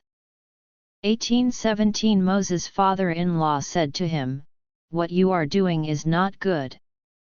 1818 You will surely wear out, both you and these people who are with you, for this is too heavy a burden for you, you are not able to do it by yourself. 1819 Now listen to me, I will give you advice, and may God be with you, you be a representative for the people to God, and you bring their disputes to God. 1820 Warn them of the statutes and the laws, and make known to them the way in which they must walk and the work they must do. 1821 But you choose from the people capable men, God-fearing, men of truth, those who hate bribes, and put them over the people as rulers of thousands, rulers of hundreds, rulers of fifties, and rulers of tens. 1822 They will judge the people under normal circumstances, and every difficult case they will bring to you, but every small case they themselves will judge, so that you may make it easier for yourself, and they will bear the burden with you. 1823 If you do this thing, and God so commands you, then you will be able to endure. And all these people will be able to go home satisfied. 1824 Moses listened to his father-in-law and did everything he had said. 1825 Moses chose capable men from all Israel, and he made them heads over the people, rulers of thousands, rulers of hundreds, rulers of fifties, and rulers of tens. 1826 They judged the people under normal circumstances, the difficult cases they would bring to Moses, but every small case they would judge themselves. 1827 Then Moses sent his father-in-law on his way, and so Jethro went to his own land. Israel at Sinai. 19:1 In the third month after the Israelites went out from the land of Egypt, on the very day, they came to the desert of Sinai. 19:2 After they journeyed from Rephidim, they came to the desert of Sinai, and they camped in the desert. Israel camped there in front of the mountain. 19:3 Moses went up to God, and the Lord called to him from the mountain, "Thus you will tell the house of Jacob, and declare to the people of Israel." 19:4 You yourselves have seen what I did to Egypt and how I lifted you on eagle's wings and brought you to myself. 19:5 And now, if you will diligently listen to me and keep my covenant, then you will be my special possession out of all the nations, for all the earth is mine. 19:6 And you will be to me a kingdom of priests and a holy nation. These are the words that you will speak to the Israelites. 19:7 So Moses came and summoned the elders of Israel. He set before them all these words that the Lord had commanded him. 19:8 And all the people answered together, "All that the Lord has commanded we will do." So Moses brought the words of the people back to the Lord. 19:9 The Lord said to Moses, "I am going to come to you in a dense cloud, so that the people may hear when I speak with you and so that they will always believe in you." And Moses told the words of the people to the Lord. 19:10 The Lord said to Moses, "Go to the people and sanctify them today and tomorrow, and make them wash their clothes." 19:11 And be ready for the third day, for on the third day the Lord will come down on Mount Sinai in the sight of all the people. 19:12 You must set boundaries for the people all around, saying, "Take heed to yourselves not to go up on the mountain nor touch its edge. Whoever touches the mountain will surely be put to death." 19:13 No hand will touch him but he will surely be stoned or shot through, whether a beast or a human being, he must not live. When the ram's horn sounds a long blast they may go up on the mountain. 19:14 Then Moses went down from the mountain to the people and sanctified the people, and they washed their clothes. 19:15 He said to the people, "Be ready for the third day. Do not go near your wives. 19:16 On the third day in the morning there was thunder and lightning and a dense cloud on the mountain, and the sound of a very loud horn. All the people who were in the camp trembled. 19:17 Moses brought the people out of the camp to meet God, and they took their place at the foot of the mountain. 19:18 Now Mount Sinai was completely covered with smoke because the Lord had descended on it in fire, and its smoke went up like the smoke of a great furnace, and the whole mountain shook violently. 19:19 When the sound of the horn grew louder and louder, Moses was speaking and God was answering him with a voice. 19:20 The Lord came down on Mount Sinai, on the top of the mountain, and the Lord summoned Moses to the top of the mountain, and Moses went up. 19:21 The Lord said to Moses, Go down and solemnly warn the people, lest they force their way through to the Lord to look, and many of them perish. 19:22 Let the priests also, who approach the Lord, sanctify themselves, lest the Lord break through against them. 19:23 Moses said to the Lord, The people are not able to come up to Mount Sinai, because you solemnly warned us. Set boundaries for the mountain and set it apart. 19:24 The Lord said to him, Go, get down, and come up, and Aaron with you, but do not let the priests and the people force their way through to come up to the Lord, lest he break through against them. 19:25 So Moses went down to the people and spoke to them. The Decalogue. 20:1 God spoke all these words. 20:2 I, the Lord, am your God, who brought you from the land of Egypt, from the house of slavery. 20:3 You shall have no other gods before me. 20:4 You shall not make for yourself a carved image or any likeness of anything that is in heaven above or that is on the earth beneath or that is in the water below. 20:5 You shall not bow down to them or serve them, for I, the Lord, your God, am a jealous God, responding to the transgression of fathers by dealing with children to the third and fourth generations of those who reject me. 20:6 And showing covenant faithfulness to 1,000 generations of those who love me and keep my commandments. 20:7 You shall not take the name of the Lord your God in vain, for the Lord will not hold guiltless anyone who takes his name in vain. 20:8 Remember the Sabbath day to set it apart as holy. 20:9 For 6 days you may labor and do all your work. 20:10 But the seventh day is a Sabbath to the Lord your God, on it you shall not do any work, you, or your son, or your daughter, or your male servant, or your female servant, or your cattle, or the resident foreigner who is in your gates. 20:11 For in 6 days the Lord made the heavens and the earth and the sea and all that is in them, and he rested on the seventh day. Therefore the Lord blessed the Sabbath day and set it apart as holy. 20:12 Honor your father and your mother, that you may live a long time in the land the Lord your God is giving to you. 20:13 You shall not murder. 20:14 You shall not commit adultery. 20:15 You shall not steal. 20:16 You shall not give false testimony against your neighbor. 20:17 You shall not covet your neighbor's house. You shall not covet your neighbor's wife, nor his male servant, nor his female servant, nor his ox, nor his donkey, nor anything that belongs to your neighbor. 20:18 All the people were seeing the thundering and the lightning, and heard the sound of the horn, and saw the mountain smoking, and when the people saw it they trembled with fear and kept their distance. 20:19 They said to Moses, You speak to us and we will listen, but do not let God speak with us, lest we die.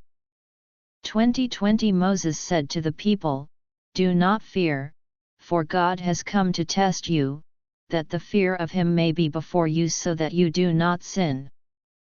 2021 The people kept their distance, but Moses drew near the thick darkness where God was. The altar. 2022 The Lord said to Moses, Thus you will tell the Israelites, You yourselves have seen that I have spoken with you from heaven. 2023 You must not make gods of silver alongside me, nor make gods of gold for yourselves. 2024 You must make for me an altar made of earth, and you will sacrifice on it your burnt offerings and your peace offerings, your sheep and your cattle. In every place where I cause my name to be honored I will come to you and I will bless you. 2025 If you make me an altar of stone, you must not build it of stones shaped with tools, for if you use your tool on it you have defiled it. 2026 And you must not go up by steps to my altar, so that your nakedness is not exposed. The decisions. 21:1 These are the decisions that you will set before them. Hebrew servants. 21:2 If you buy a Hebrew servant, he is to serve you for 6 years, but in the 7th year he will go out free without paying anything. 21:3 If he came in by himself he will go out by himself. If he had a wife when he came in, then his wife will go out with him. 21:4 If his master gave him a wife, and she bore sons or daughters, the wife and the children will belong to her master, and he will go out by himself. 21:5 But if the servant should declare, I love my master, my wife, and my children, I will not go out free. 21:6 Then his master must bring him to the judges. And he will bring him to the door or the doorposts, and his master will pierce his ear with an awl, and he shall serve him forever. 21:7 If a man sells his daughter as a female servant, she will not go out as the male servants do. 21:8 If she does not please her master, who has designated her for himself, then he must let her be redeemed. He has no right to sell her to a foreign nation, because he has dealt deceitfully with her. 21:9 If he designate her for his son, then he will deal with her according to the customary rights of daughters. 21:10 If he takes another wife, he must not diminish the first one's food, her clothing, or her marital rights. 21:11 If he does not provide her with these 3 things, then she will go out free, without paying money. Personal injuries. 21:12 Whoever strikes someone so that he dies must surely be put to death. 21:13 But if he does not do it with premeditation, but it happens by accident, then I will appoint for you a place where he may flee. 21:14 But if a man willfully attacks his neighbor to kill him cunningly, you will take him even from my altar that he may die. 21:15 Whoever strikes his father or his mother must surely be put to death. 21:16 Whoever kidnaps someone and sells him, or is caught still holding him, must surely be put to death. 21:17 Whoever treats his father or his mother disgracefully must surely be put to death. 21:18 If men fight, and one strikes his neighbor with a stone or with his fist and he does not die, but must remain in bed. 21:19 And then if he gets up and walks about outside on his staff, then the one who struck him is innocent, except he must pay for the injured person's loss of time and see to it that he is fully healed. 21:20 If a man strikes his male servant or his female servant with a staff so that he or she dies as a result of the blow, he will surely be punished. 21:21 However, if the injured servant survives 1 or 2 days, the owner will not be punished, for he has suffered the loss. 21:22 If men fight and hit a pregnant woman and her child is born prematurely, but there is no serious injury, he will surely be punished in accordance with what the woman's husband demands of him, and he will pay what the court decides. 21-23 But if there is serious injury, then you will give a life for a life. 21-24 Eye for eye, tooth for tooth, hand for hand, foot for foot. 21-25 Burn for burn, wound for wound, bruise for bruise. 21-26 If a man strikes the eye of his male servant or his female servant so that he destroys it, he will let the servant go free as compensation for the eye. 21-27 If he knocks out the tooth of his male servant or his female servant, he will let the servant go free as compensation for the tooth. Laws about animals. 21-28 If an ox gores a man or a woman so that either dies, then the ox must surely be stoned and its flesh must not be eaten, but the owner of the ox will be acquitted. 21-29 But if the ox had the habit of goring, and its owner was warned, and he did not take the necessary precautions, and then it killed a man or a woman, the ox must be stoned and the man must be put to death. 21-30 If a ransom is set for him, then he must pay the redemption for his life according to whatever amount was set for him. 21-31 If the ox gores a son or a daughter, the owner will be dealt with according to this rule. 21-32 If the ox gores a male servant or a female servant, the owner must pay 30 shekels of silver, and the ox must be stoned. 21-33 If a man opens a pit or if a man digs a pit and does not cover it, and an ox or a donkey falls into it, 21-34 The owner of the pit must repay the loss. He must give money to its owner, and the dead animal will become his. 21-35 If the ox of one man injures the ox of his neighbor so that it dies, then they will sell the live ox and divide its proceeds, and they will also divide the dead ox. 21-36 Or if it is known that the ox had the habit of goring, and its owner did not take the necessary precautions, he must surely pay ox for ox, and the dead animal will become his. Laws about property. 22:1, 21:37 If a man steals an ox or a sheep and kills it or sells it, he must pay back 5 head of cattle for the ox, and 4 sheep for the 1 sheep. 22:2 If a thief is caught breaking in and is struck so that he dies, there will be no blood guilt for him. 22:3 If the sun has risen on him, then there is blood guilt for him. A thief must surely make full restitution. If he has nothing, then he will be sold for his theft.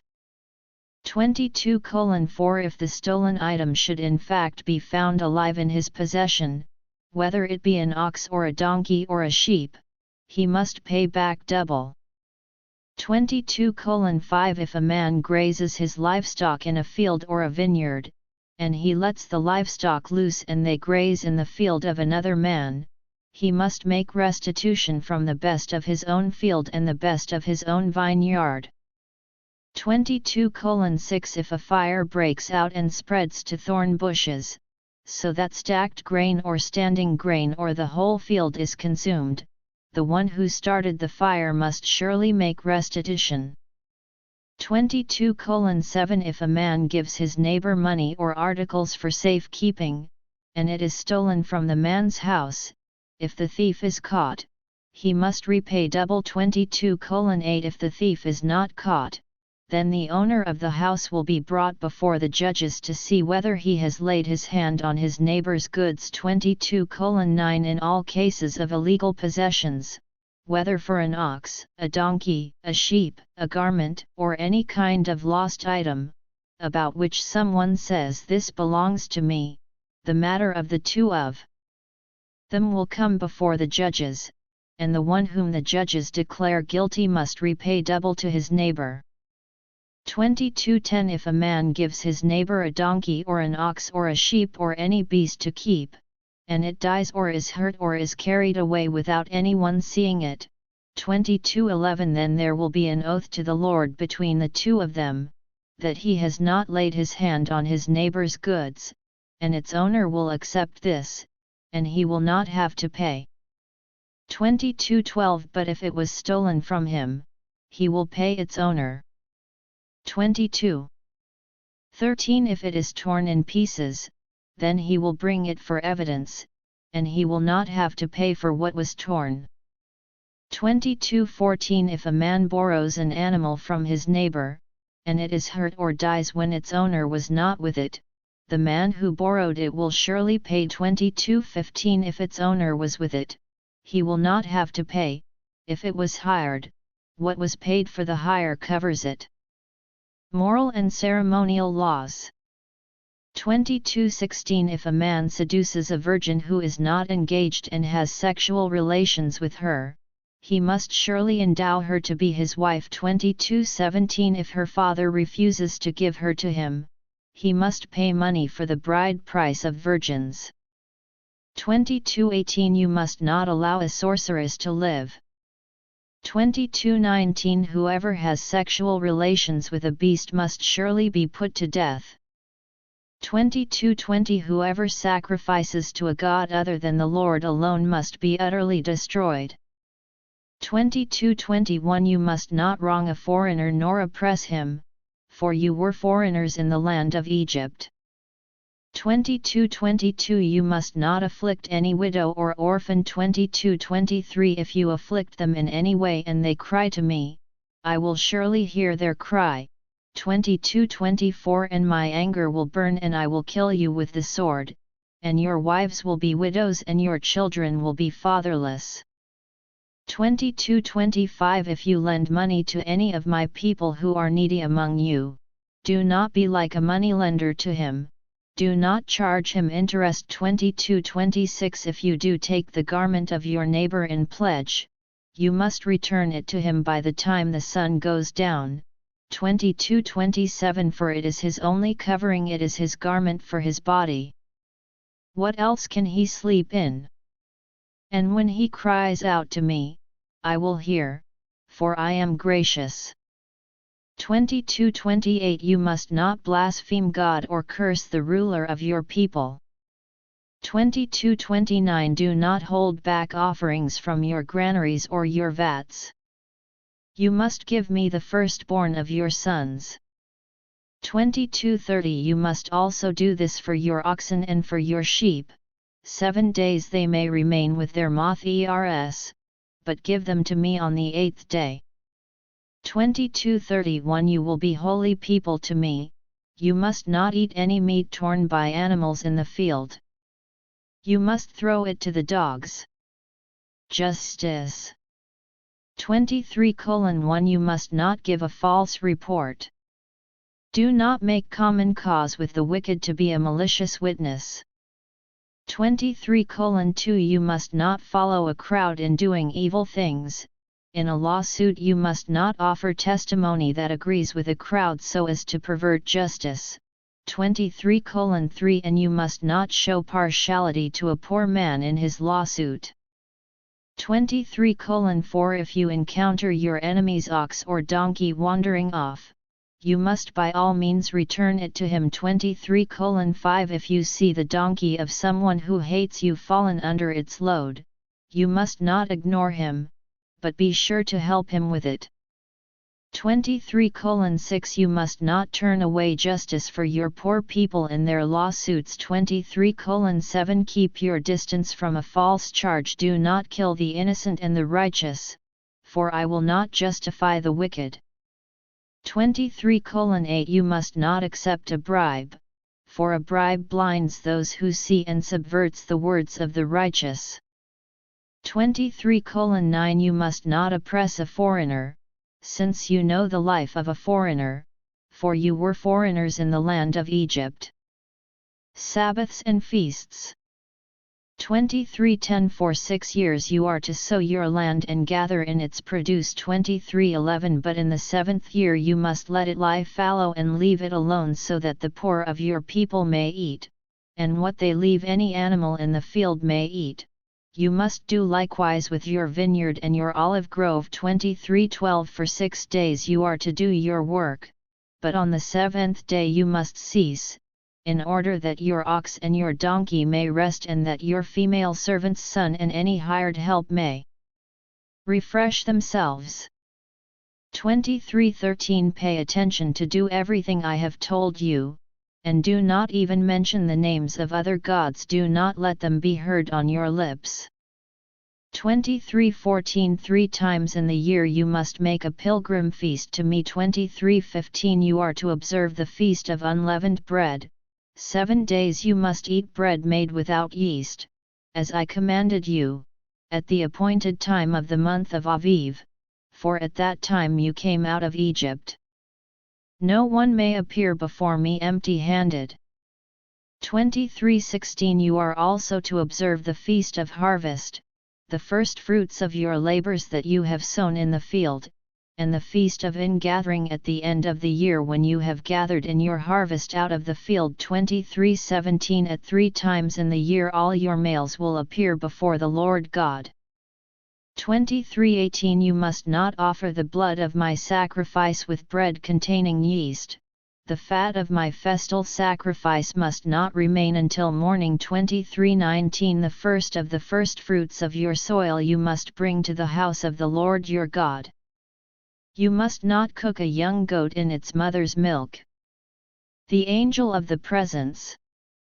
23:20 I am going to send an angel before you to protect you as you journey and to bring you into the place that I have prepared. 23:21 Take heed because of him, and obey his voice, do not rebel against him, for he will not pardon your transgressions, for my name is in him. 23:22 But if you diligently obey him and do all that I command, then I will be an enemy to your enemies, and I will be an adversary to your adversaries. 23:23 For my angel will go before you and bring you to the Amorites, the Hittites, the Perizzites, the Canaanites, the Hivites, and the Jebusites, and I will destroy them completely.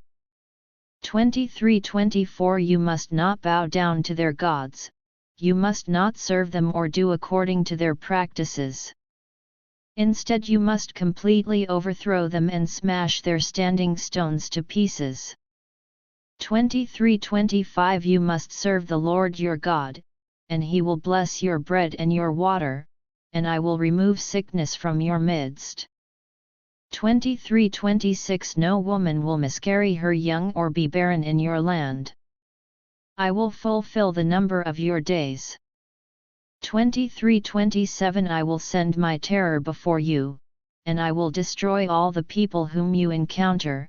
I will make all your enemies turn their backs to you. 23:28 I will send hornets before you that will drive out the Hivite, the Canaanite, and the Hittite before you. 23:29 I will not drive them out before you in 1 year, lest the land become desolate and the wild animals multiply against you. 23:30 Little by little I will drive them out before you, until you become fruitful and inherit the land. 23:31 I will set your boundaries from the Red Sea to the Sea of the Philistines, and from the desert to the river, for I will deliver the inhabitants of the land into your hand, and you will drive them out before you. 23:32 You must make no covenant with them or with their gods. 23:33 They must not live in your land, lest they make you sin against me, for if you serve their gods, it will surely be a snare to you. The Lord ratifies the covenant. 24:1 But to Moses the Lord said, Come up to the Lord, you and Aaron, Nadab, and Abihu, and 70 of the elders of Israel, and worship from a distance. 24:2 Moses alone may come near the Lord, but the others must not come near, nor may the people go up with him. 24:3 Moses came and told the people all the Lord's words and all the decisions. All the people answered together, We are willing to do all the words that the Lord has said. 24:4 And Moses wrote down all the words of the Lord. Early in the morning he built an altar at the foot of the mountain and arranged 12 standing stones according to the 12 tribes of Israel.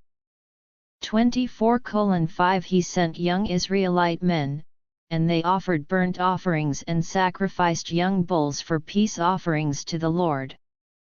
24:6 Moses took half of the blood and put it in bowls, and half of the blood he splashed on the altar. 24:7 He took the book of the covenant and read it aloud to the people, and they said, "We are willing to do and obey all that the Lord has spoken."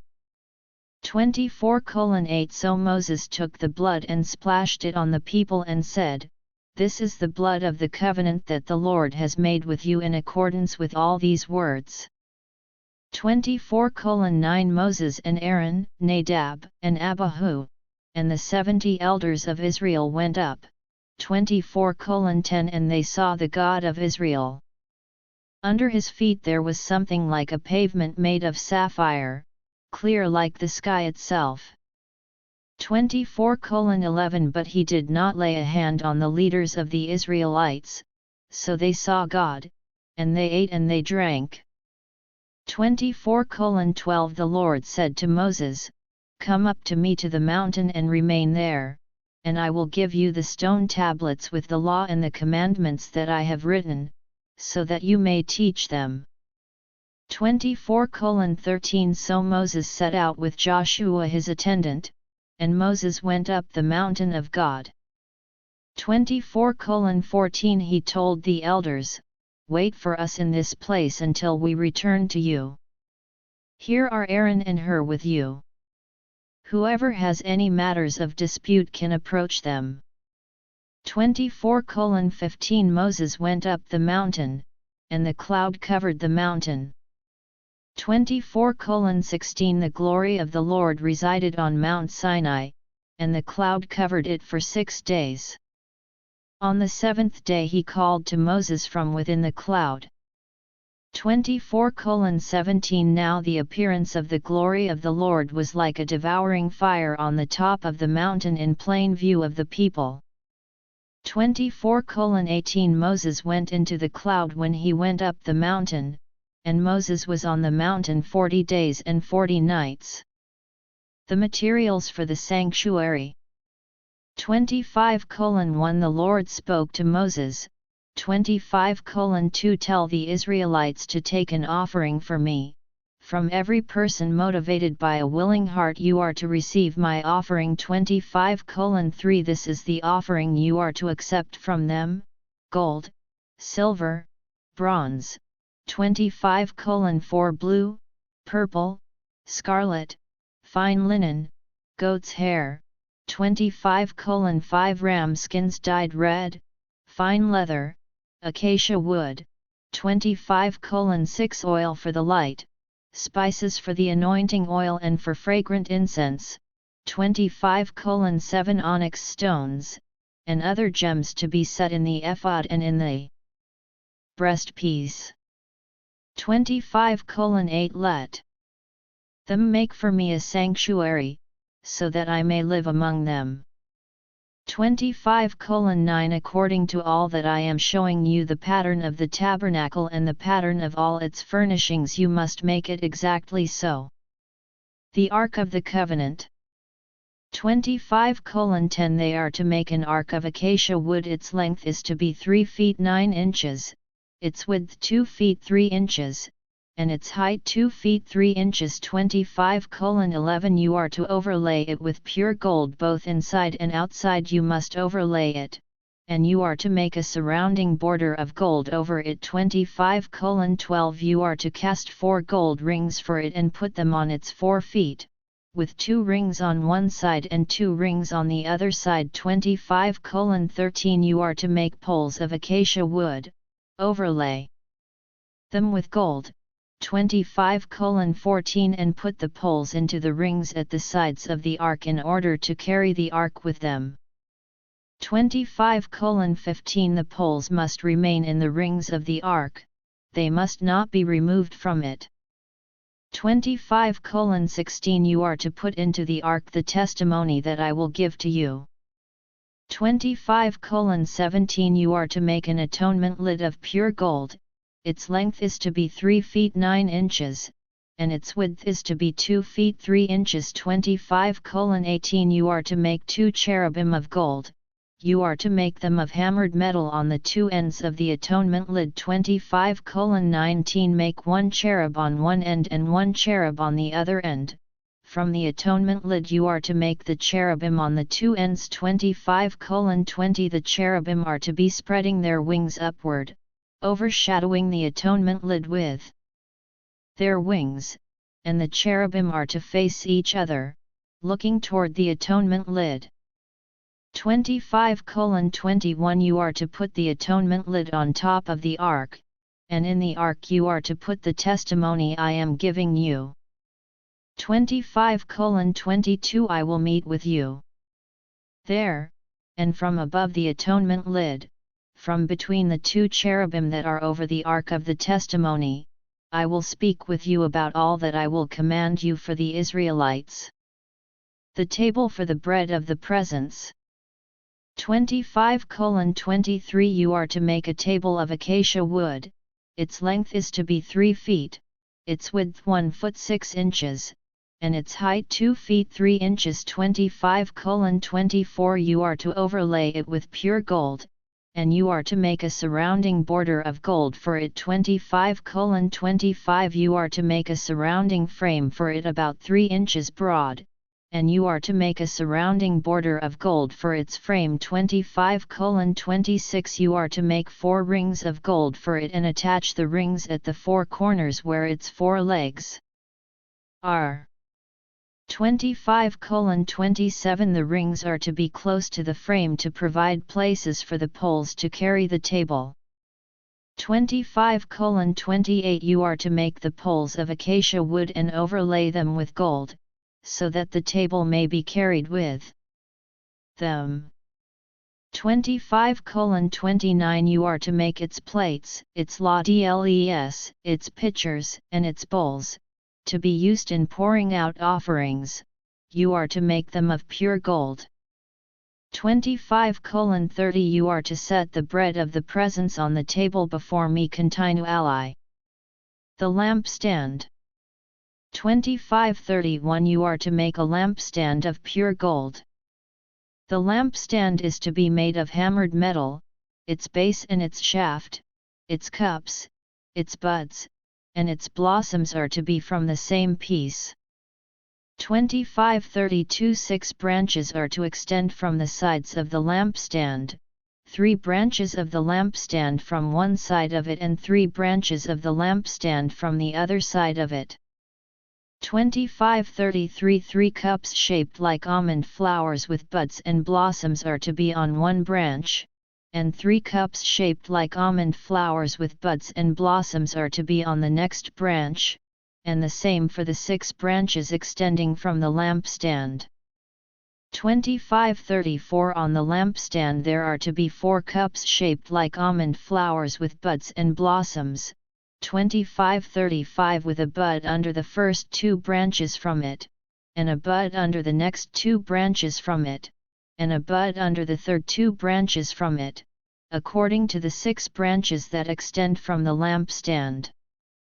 25:36 Their buds and their branches will be one piece, all of it one hammered piece of pure gold.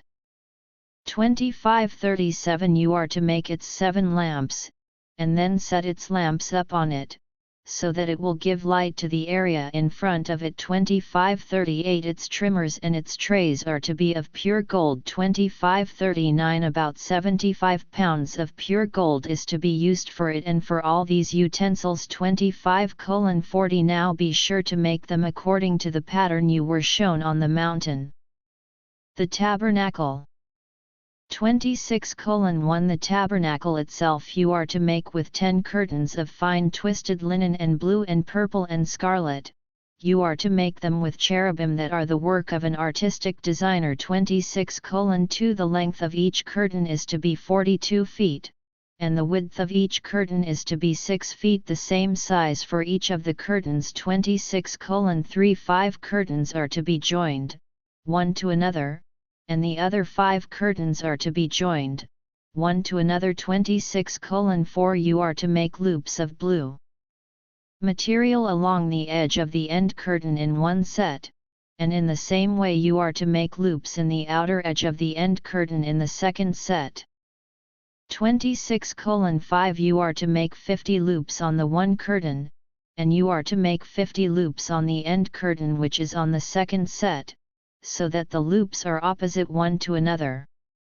26:6 You are to make 50 gold clasps and join the curtains together with the clasps, so that the tabernacle is a unit. 26:7 You are to make curtains of goat's hair for a tent over the tabernacle. You are to make 11 curtains. 26:8 The length of each curtain is to be 45 feet, and the width of each curtain is to be 6 feet, the same size for the 11 curtains. 26:9 You are to join 5 curtains by themselves and 6 curtains by themselves. You are to double over the 6th curtain at the front of the tent. 26:10 You are to make 50 loops along the edge of the end curtain in one set and 50 loops along the edge of the curtain that joins the second set. 26:11 You are to make 50 bronze clasps and put the clasps into the loops and join the tent together so that it is a unit. 26:12 Now the part that remains of the curtains of the tent, the half curtain that remains, will hang over at the back of the tabernacle. 26:13 The foot and a half on the one side and the foot and a half on the other side of what remains in the length of the curtains of the tent will hang over the sides of the tabernacle, on one side and the other side, to cover it. 26:14 You are to make a covering for the tent out of ram skins dyed red, and over that a covering of fine leather. 26:15 You are to make the frames for the tabernacle out of acacia wood as uprights. 26:16 Each frame is to be 15 feet long, and each frame is to be 2 feet 3 inches wide. 26:17 With 2 projections per frame parallel one to another. You are to make all the frames of the tabernacle in this way. 26:18 So you are to make the frames for the tabernacle, 20 frames for the south side.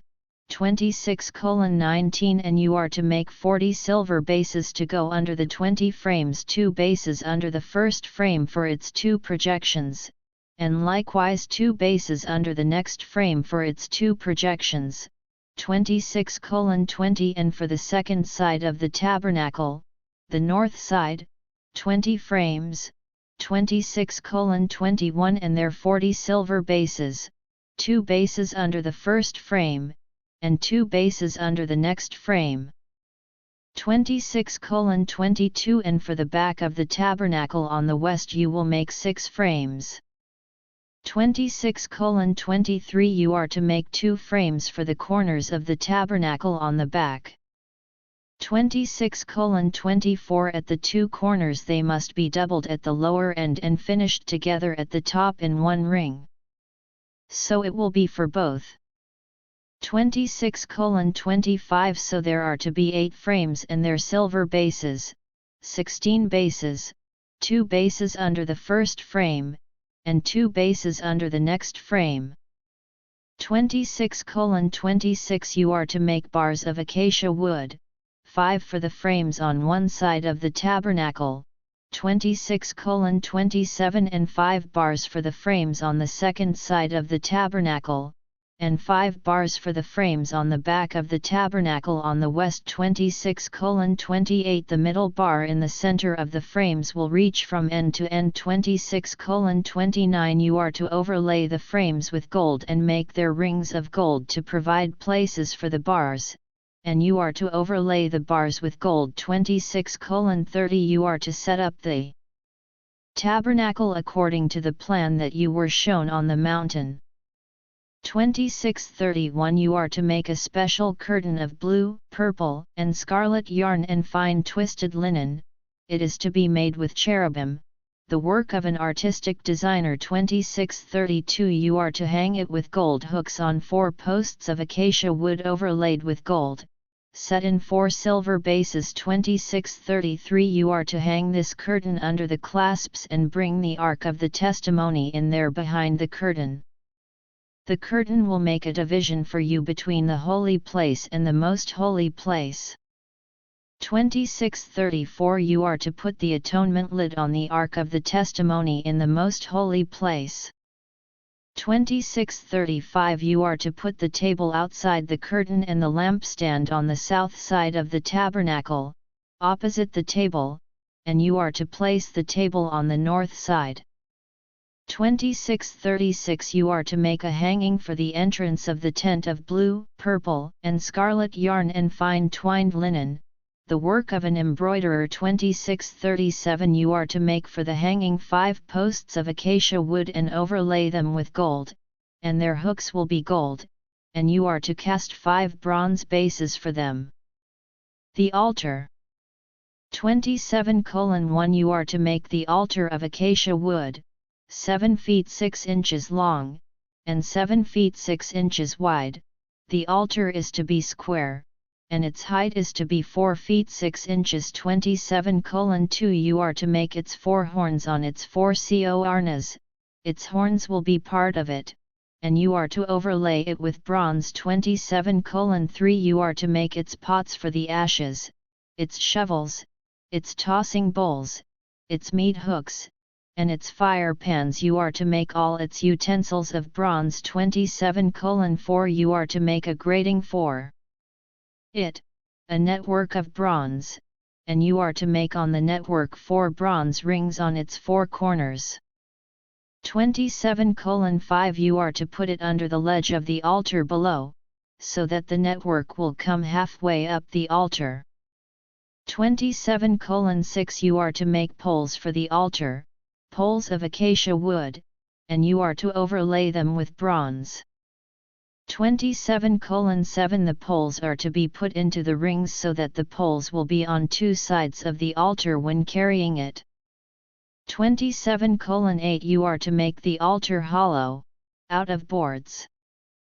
Just as it was shown you on the mountain, so they must make it. The courtyard. 27:9 You are to make the courtyard of the tabernacle. For the south side there are to be hangings for the courtyard of fine twisted linen, 150 feet long for one side, 27:10 with 20 posts and their 20 bronze bases, with the hooks of the posts and their bands of silver. 27:11 Likewise for its length on the north side, there are to be hangings for 150 feet, with 20 posts and their 20 bronze bases, with silver hooks and bands on the posts. 27:12 The width of the court on the west side is to be 75 feet with hangings, with their 10 posts and their 10 bases. 27:13 The width of the court on the east side, toward the sunrise, is to be 75 feet. 27:14 The hangings on one side of the gate are to be 22.5 feet long, with their 3 posts and their 3 bases. 27:15 On the second side there are to be hangings 22.5 feet long, with their 3 posts and their 3 bases. 27:16 For the gate of the courtyard there is to be a curtain of 30 feet, of blue, purple, and scarlet yarn and fine twined linen, the work of an embroiderer, with 4 posts and their 4 bases. 27:17 All the posts around the courtyard are to have silver bands, their hooks are to be silver, and their bases bronze. 27:18 The length of the courtyard is to be 150 feet and the width 75 feet, and the height of the fine twisted linen hangings is to be 7.5 feet, with their bronze bases.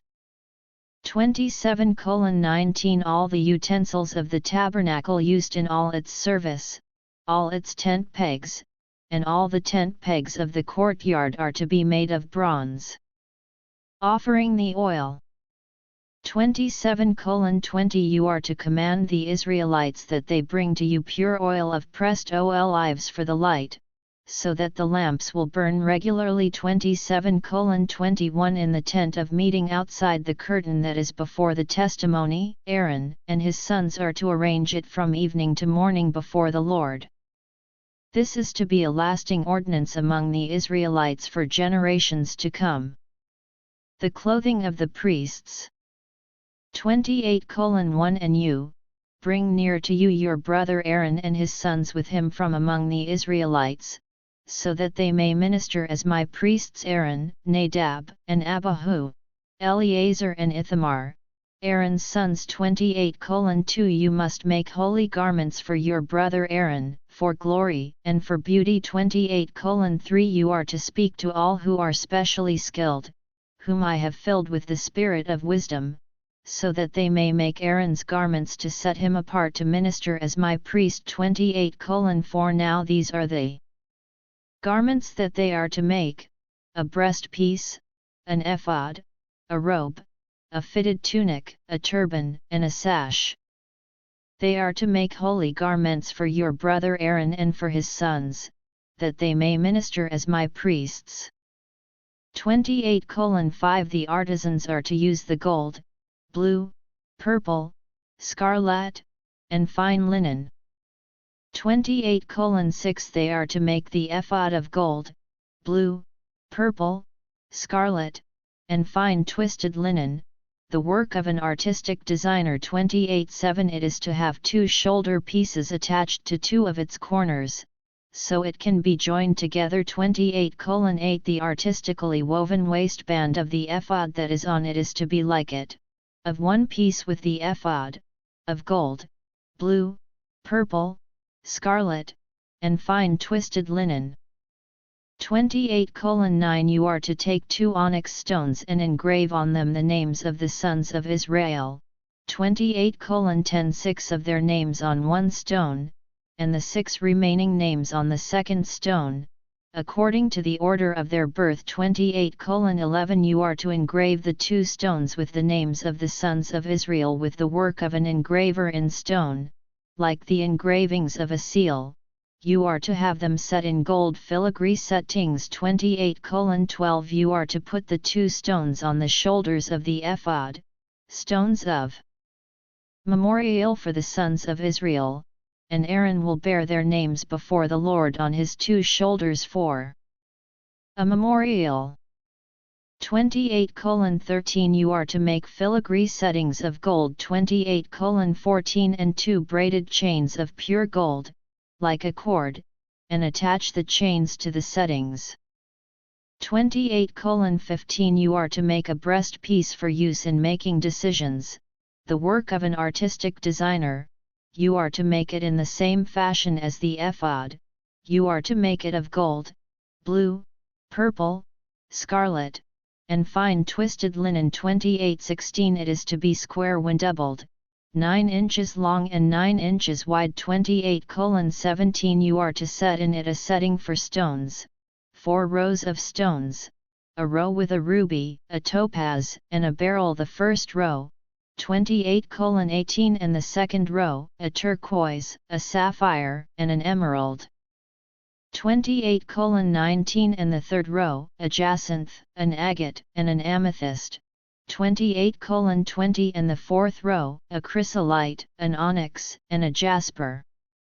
They are to be enclosed in gold in their filigree settings. 28:21 The stones are to be for the names of the sons of Israel, 12, according to the number of their names. Each name according to the 12 tribes is to be like the engravings of a seal. 28:22 You are to make for the breastpiece braided chains like cords of pure gold. 28:23 And you are to make for the breastpiece 2 gold rings and attach the 2 rings to the upper 2 ends of the breastpiece. 28:24 You are to attach the 2 gold chains to the 2 rings at the ends of the breastpiece, 28:25 The other two ends of the two chains you will attach to the two settings and then attach them to the shoulder pieces of the ephod at the front of it. 28:26 You are to make 2 rings of gold and put them on the other two ends of the breast piece, on its edge. That is on the inner side of the ephod. 28:27 You are to make 2 more gold rings and attach them to the bottom of the 2 shoulder pieces on the front of the ephod, close to the juncture above the waistband of the ephod. 28:28 They are to tie the breast piece by its rings to the rings of the ephod by blue cord, so that it may be above the waistband of the ephod, and so that the breast piece will not be loose from the ephod.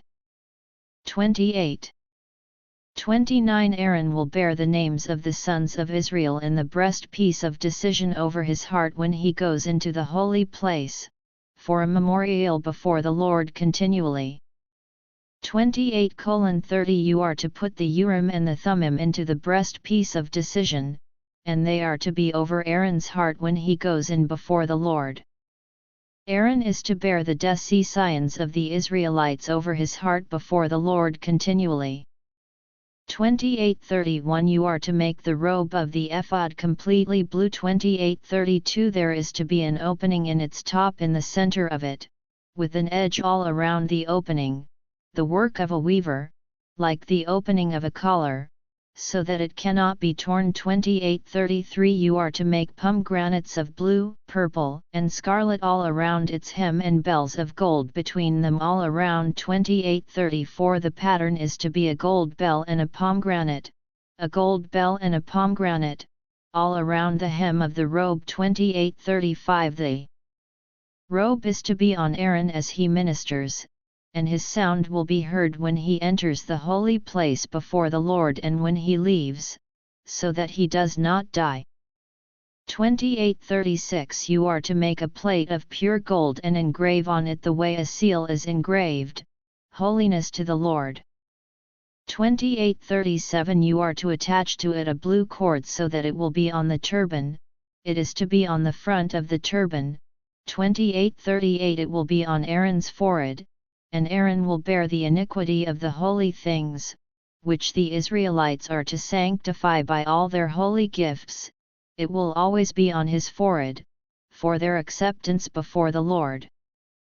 28:39 You are to weave the tunic of fine linen and make the turban of fine linen, and make the sash the work of an embroiderer.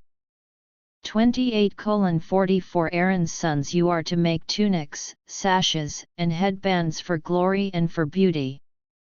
28:41 You are to clothe them your brother Aaron and his sons with him and anoint them and ordain them and set them apart as holy, so that they may minister as my priests. 28:42 Make for them linen undergarments to cover their naked bodies, they must cover from the waist to the thighs. 28:43 These must be on Aaron and his sons when they enter to the tent of meeting, or when they approach the altar to minister in the holy place, so that they bear no iniquity and die.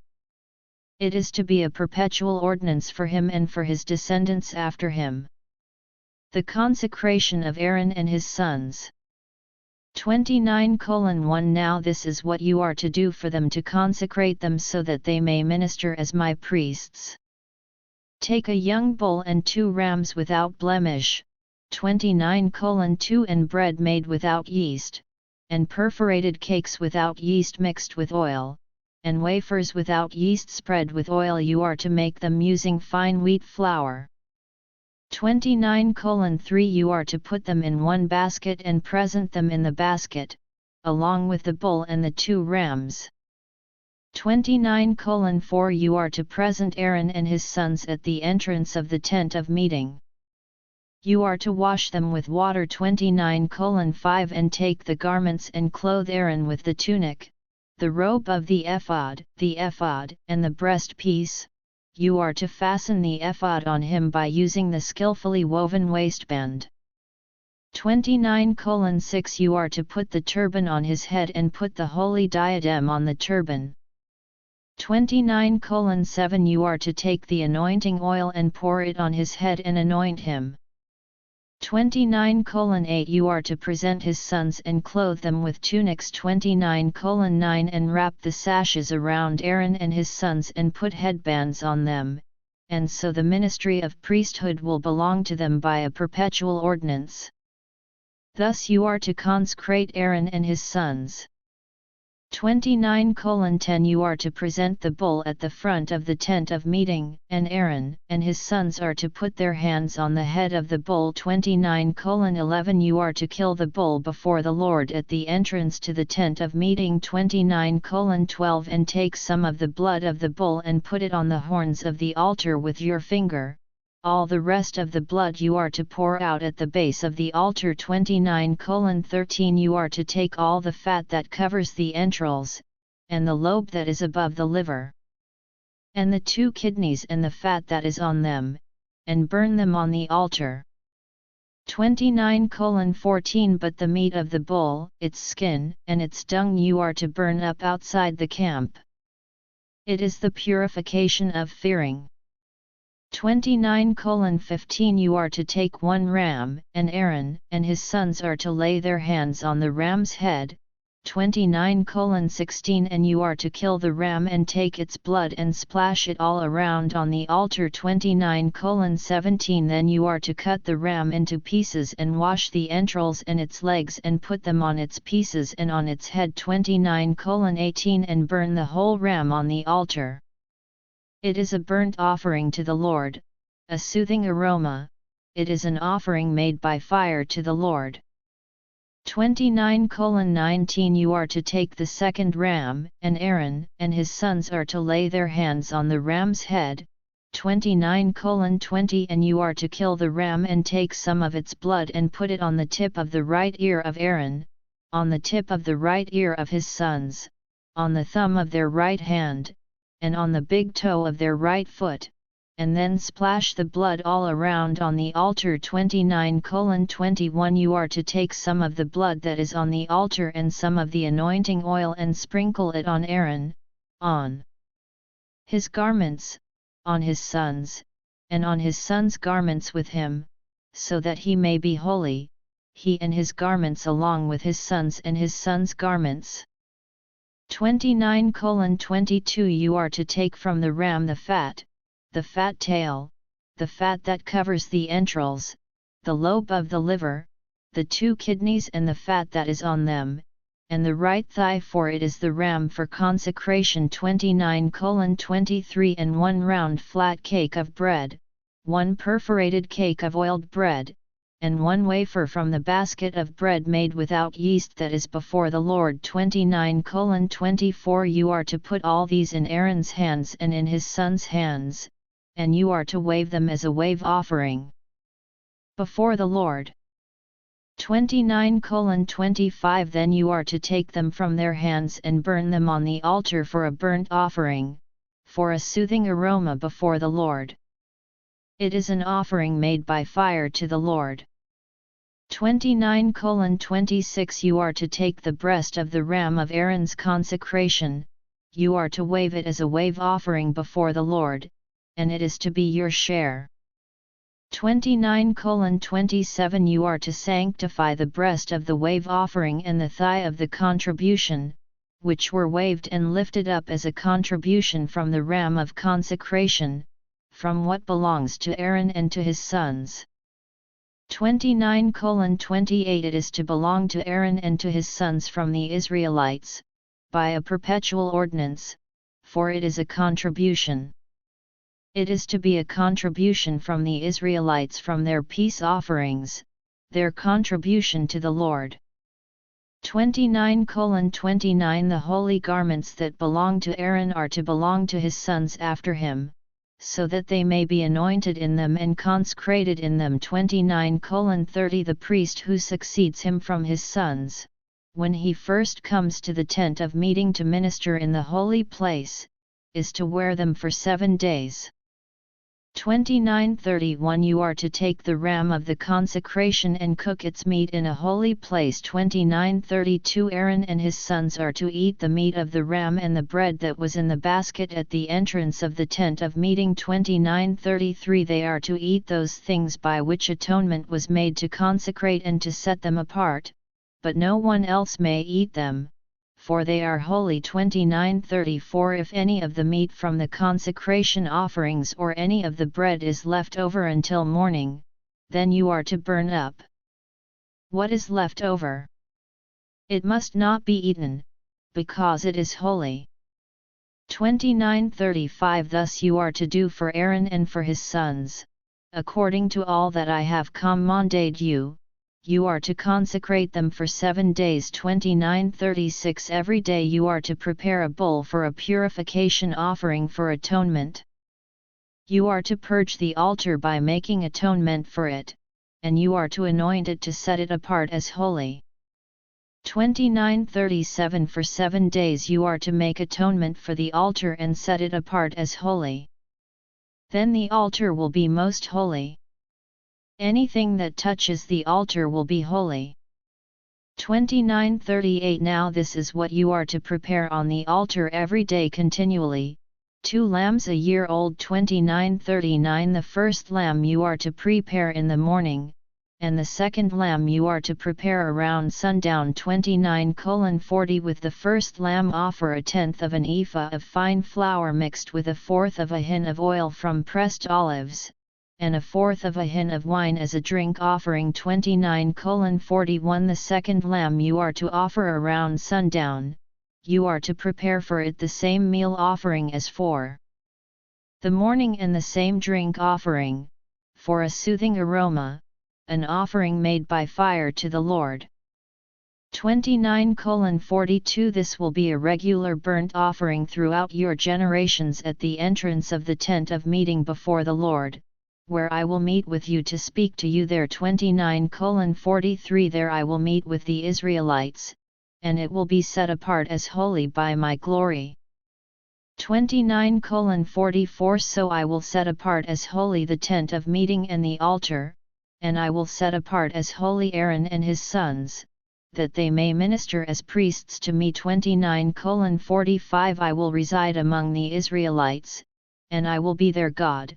29:46 And they will know that I am the Lord their God, who brought them out from the land of Egypt, so that I may reside among them. I am the Lord their God. The altar of incense. 30:1 You are to make an altar for burning incense. You are to make it of acacia wood. 30:2 Its length is to be 1.5 feet and its width 1.5 feet. It will be square. Its height is to be 3 feet, with its horns of one piece with it. 30:3 You are to overlay it with pure gold, its top, its 4 walls, and its horns, and make a surrounding border of gold for it. 30:4 You are to make 2 gold rings for it under its border, on its 2 flanks. You are to make them on its 2 sides. The rings will be places for poles to carry it with.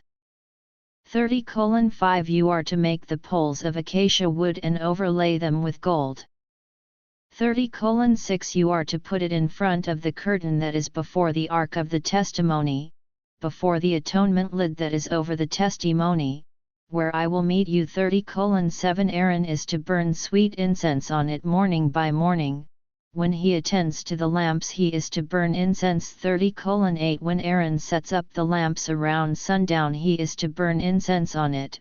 It is to be a regular incense offering before the Lord throughout your generations. 30:9 You must not offer strange incense on it, nor burnt offering, nor meal offering, and you must not pour out a drink offering on it.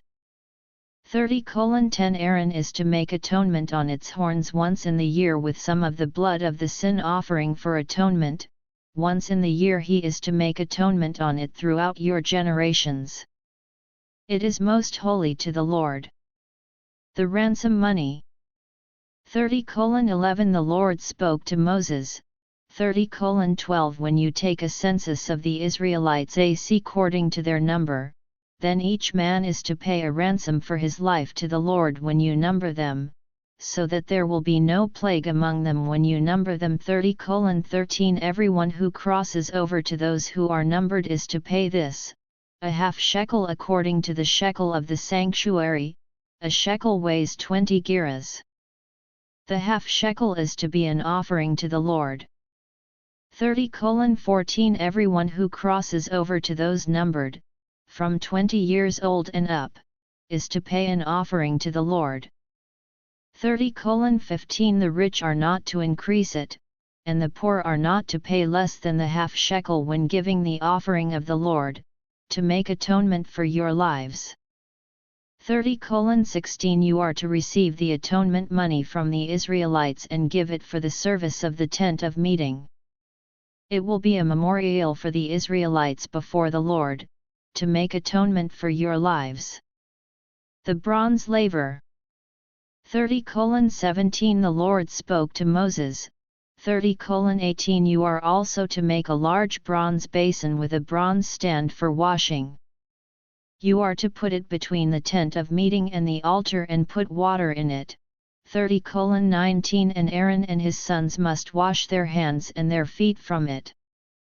30:20 When they enter the tent of meeting, they must wash with water so that they do not die. Also, when they approach the altar to minister by burning incense as an offering made by fire to the Lord, 30:21 They must wash their hands and their feet so that they do not die. And this will be a perpetual ordinance for them and for their descendants throughout their generations. Oil and incense. 30:22 The Lord spoke to Moses. 30:23 Take choice spices, 12.5 pounds of free-flowing myrrh, half that about 6.25 pounds of sweet-smelling cinnamon, 6.25 pounds of sweet-smelling cane, 30:24 and 12.5 pounds of cassia, all weighed according to the sanctuary shekel, and 4 quarts of olive oil. 30:25 You are to make this into a sacred anointing oil, a perfumed compound, the work of a perfumer. It will be sacred anointing oil. 30:26 With it you are to anoint the tent of meeting, the ark of the testimony. 30:27 The table and all its utensils, the lampstand and its utensils, the altar of incense. 30:28 The altar for the burnt offering and all its utensils, and the laver and its base. 30:29 So you are to sanctify them, and they will be most holy, anything that touches them will be holy. 30:30 You are to anoint Aaron and his sons and sanctify them, so that they may minister as my priests. 30:31 And you are to tell the Israelites, this is to be my sacred anointing oil throughout your generations. 30:32 It must not be applied to people's bodies, and you must not make any like it with the same recipe. It is holy, and it must be holy to you. 30:33 Whoever makes perfume like it and whoever puts any of it on someone not a priest will be cut off from his people.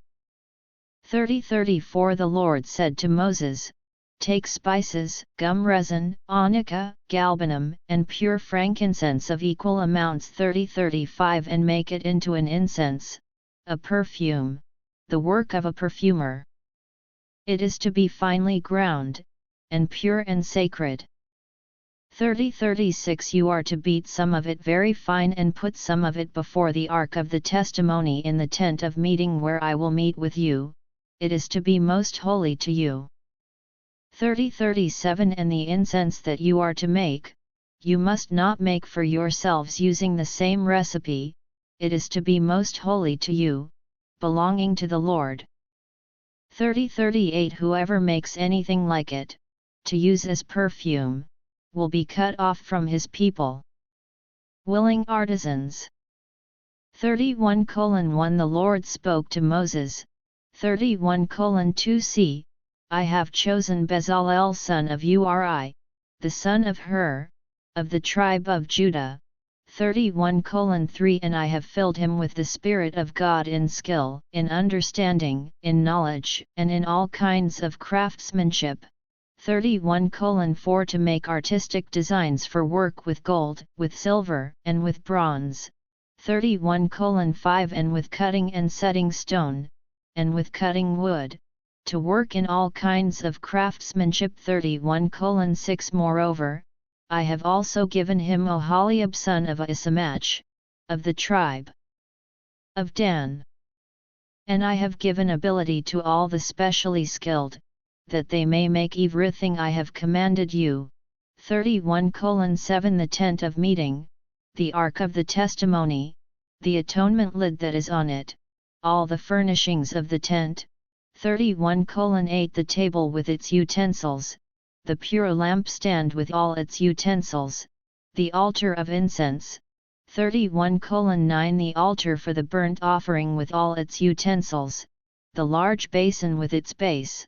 31:10 The woven garments, the holy garments for Aaron the priest, and the garments for his sons, to minister as priests. 31:11 The anointing oil, and sweet incense for the holy place. They will make all these things just as I have commanded you.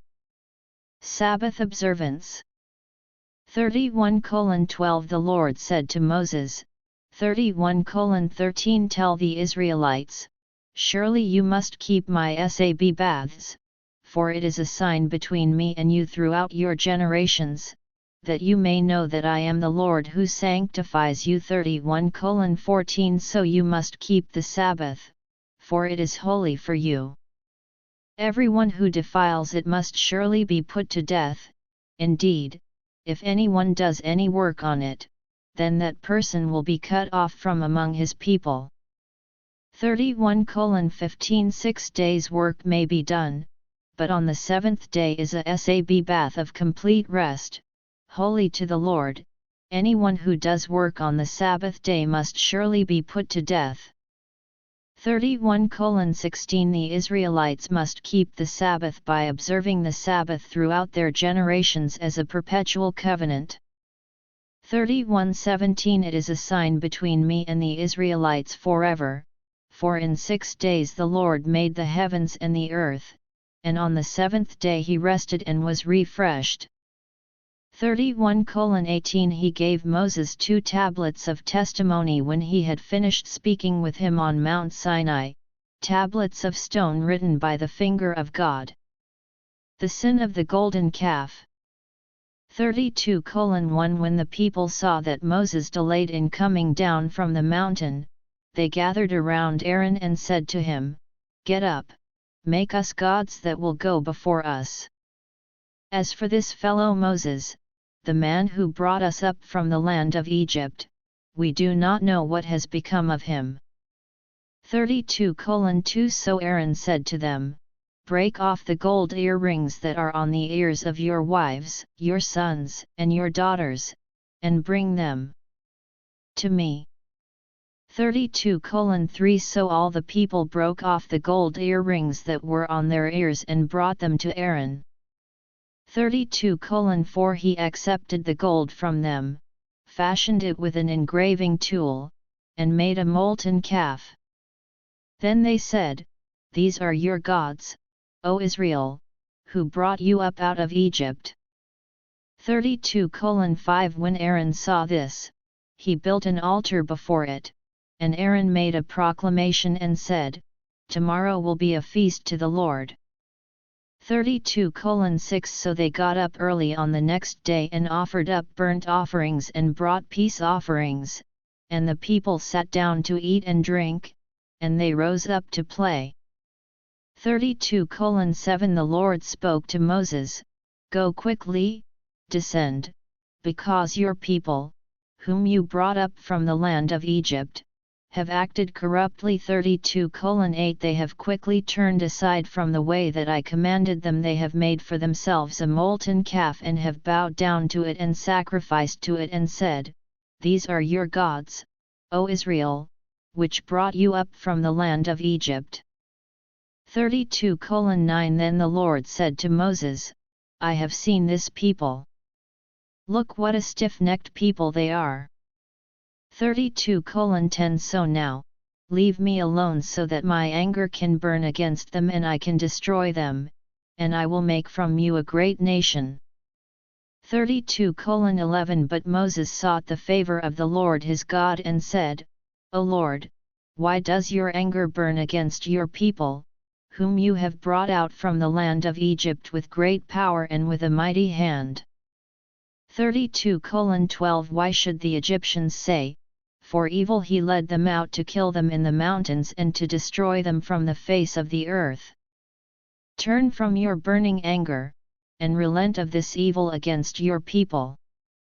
32:13 Remember Abraham, Isaac, and Israel your servants, to whom you swore by yourself and told them, I will multiply your descendants like the stars of heaven, and all this land that I have spoken about I will give to your descendants, and they will inherit it forever. 32:14 Then the Lord relented over the evil that he had said he would do to his people. 32:15 Moses turned and went down from the mountain with the 2 tablets of the testimony in his hands.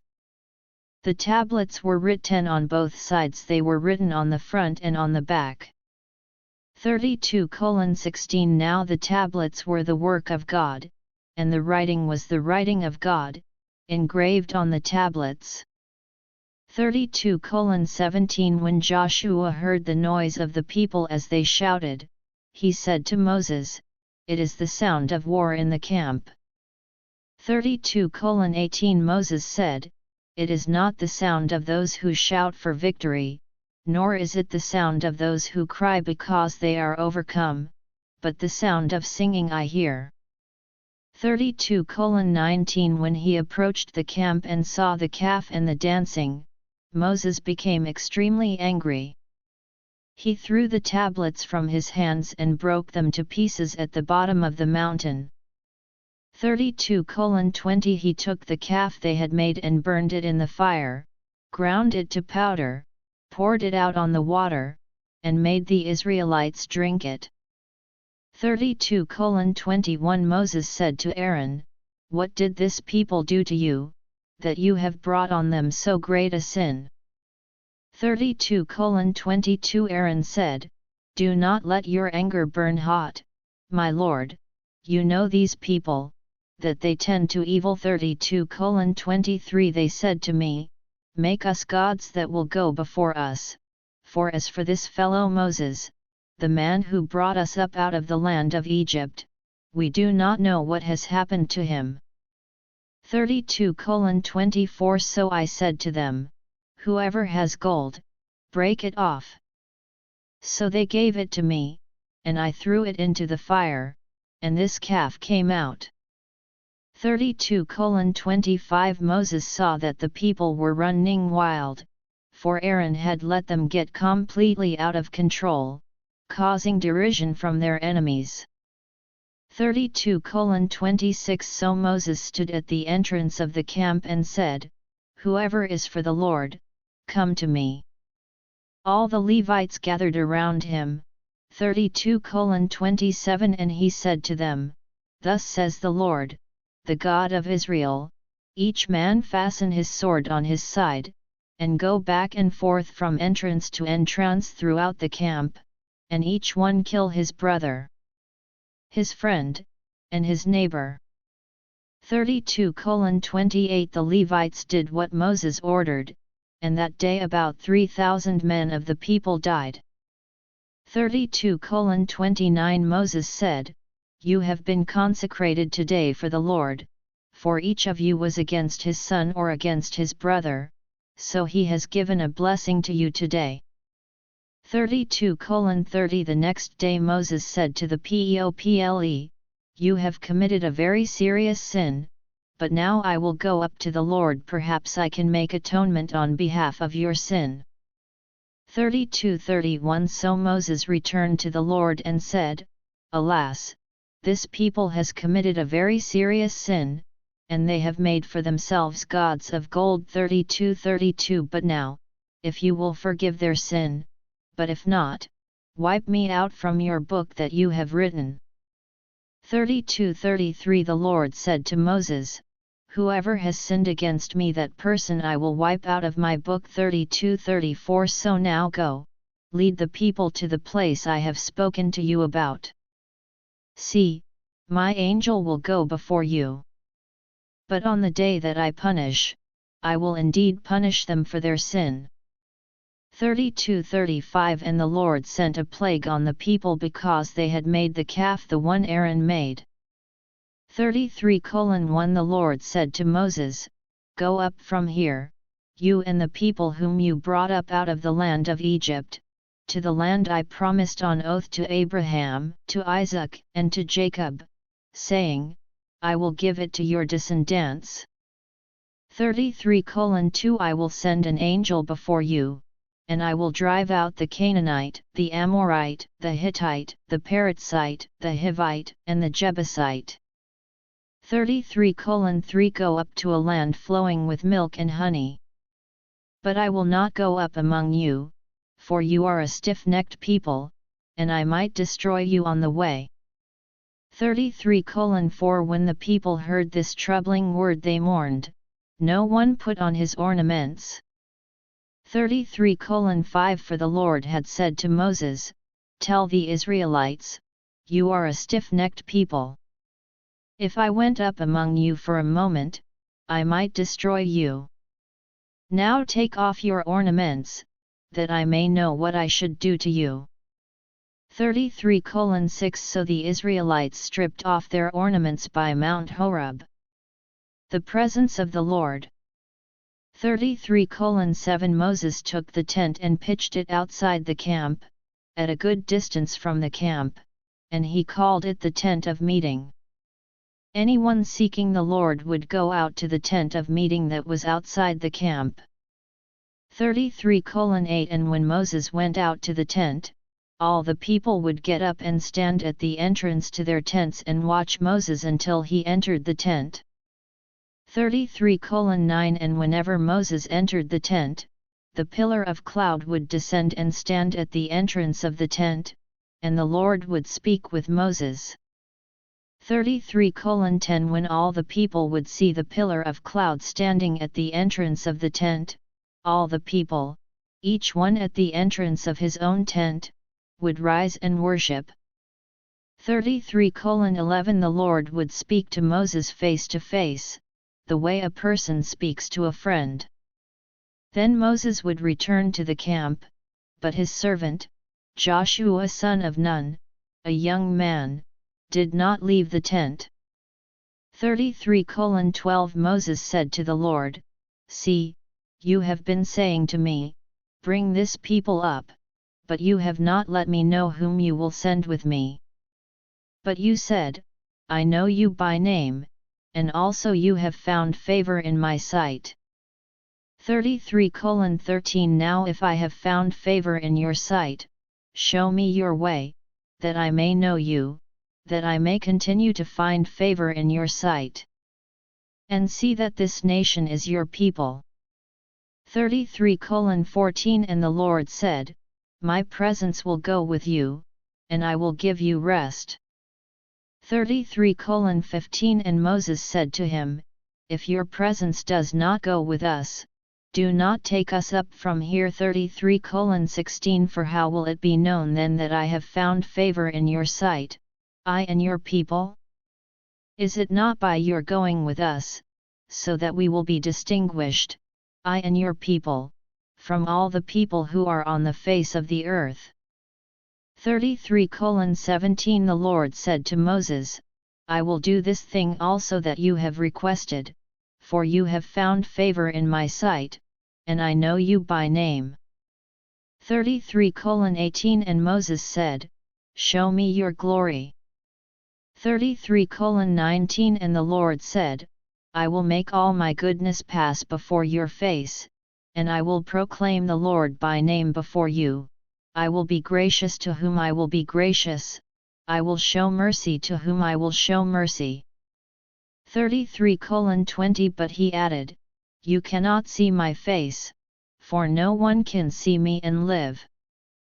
33:21 The Lord said, Here is a place by me, you will station yourself on a rock. 33:22 When my glory passes by, I will put you in a cleft in the rock and will cover you with my hand while I pass by. 33:23 Then I will take away my hand, and you will see my back, but my face must not be seen.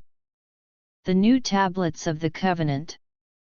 34:1 The Lord said to Moses, Cut out 2 tablets of stone like the first, and I will write on the tablets the words that were on the first tablets, which you smashed. 34:2 Be prepared in the morning, and go up in the morning to Mount Sinai, and station yourself for me there on the top of the mountain. 34:3 No one is to come up with you, do not let anyone be seen anywhere on the mountain, not even the flocks or the herds may graze in front of that mountain.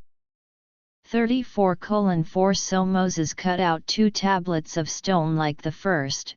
Early in the morning he went up to Mount Sinai, just as the Lord had commanded him, and he took in his hand the 2 tablets of stone. 34:5 The Lord descended in the cloud and stood with him there and proclaimed the Lord by name. 34:6 The Lord passed by before him and proclaimed, the Lord, the compassionate and gracious God, slow to anger, and abounding in loyal love and faithfulness. 34:7 Keeping loyal love for thousands, forgiving iniquity and transgression and sin. But he by no means leaves the guilty unpunished, responding to the transgression of fathers by dealing with children and children's children, to the 3rd and 4th generation. 34:8 Moses quickly bowed to the ground and worshipped. 34:9 And said, If now I have found favor in your sight, O Lord, let my Lord go among us, for we are a stiff-necked people, pardon our iniquity and our sin, and take us for your inheritance.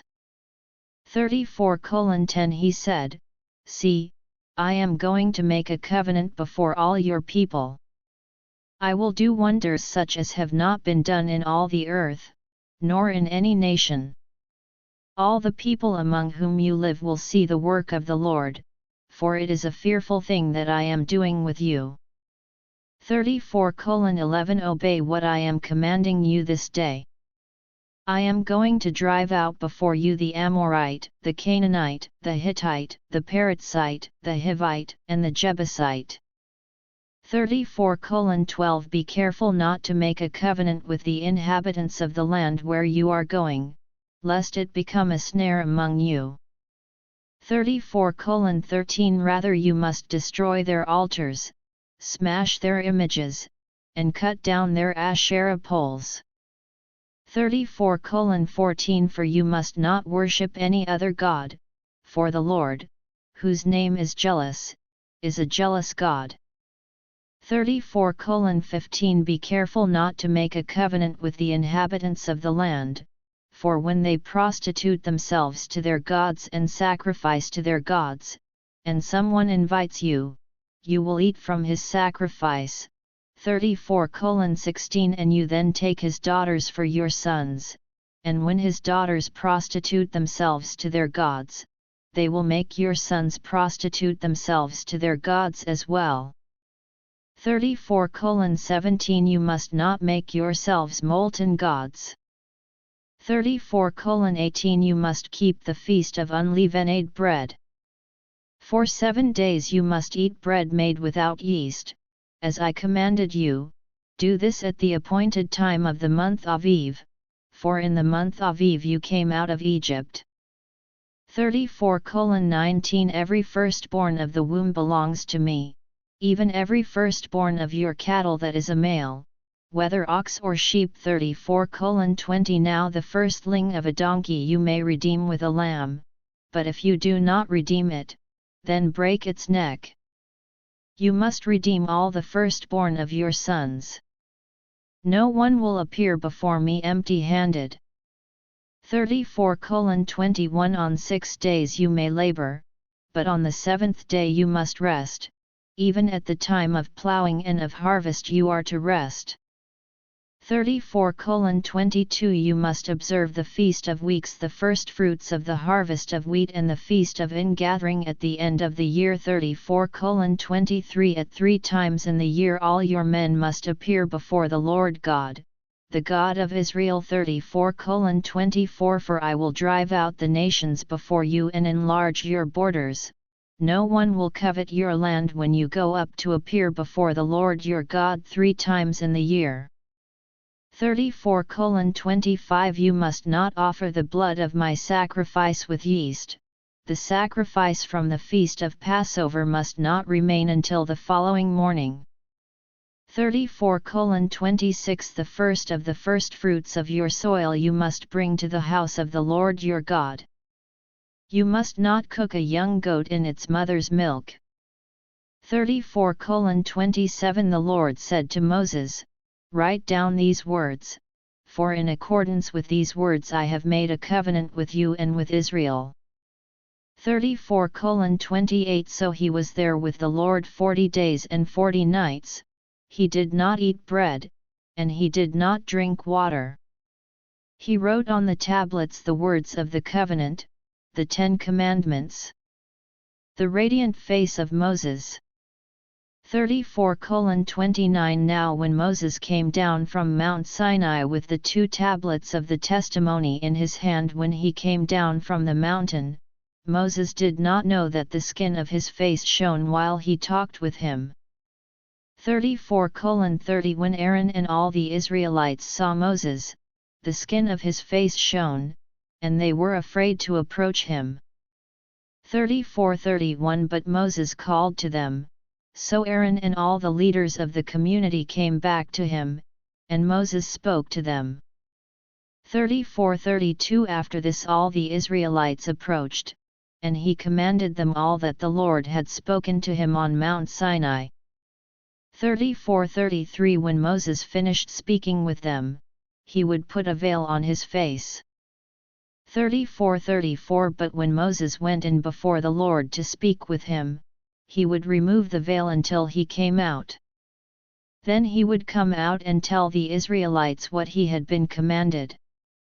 34:35 When the Israelites would see the face of Moses, that the skin of Moses' face shone, Moses would put the veil on his face again, until he went in to speak with the Lord.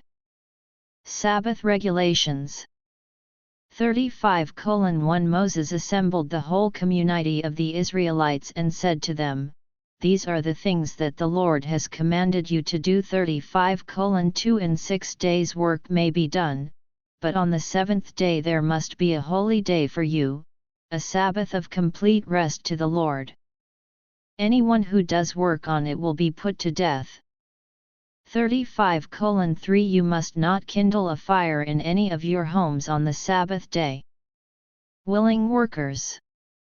35:4 Moses spoke to the whole community of the Israelites, This is the word that the Lord has commanded. 35:5 Take an offering for the Lord. Let everyone who has a willing heart bring an offering to the Lord, gold, silver, bronze, 35:6 Blue, purple, and scarlet yarn, fine linen, goat's hair, 35:7 Ram skins dyed red, fine leather, acacia wood, 35:8 Olive oil for the light, spices for the anointing oil and for the fragrant incense, 35:9 Onyx stones, and other gems for mounting on the ephod and the breastpiece. 35:10 Every skilled person among you is to come and make all that the Lord has commanded. 35:11 The tabernacle with its tent, its covering, its clasps, its frames, its crossbars, its posts, and its bases.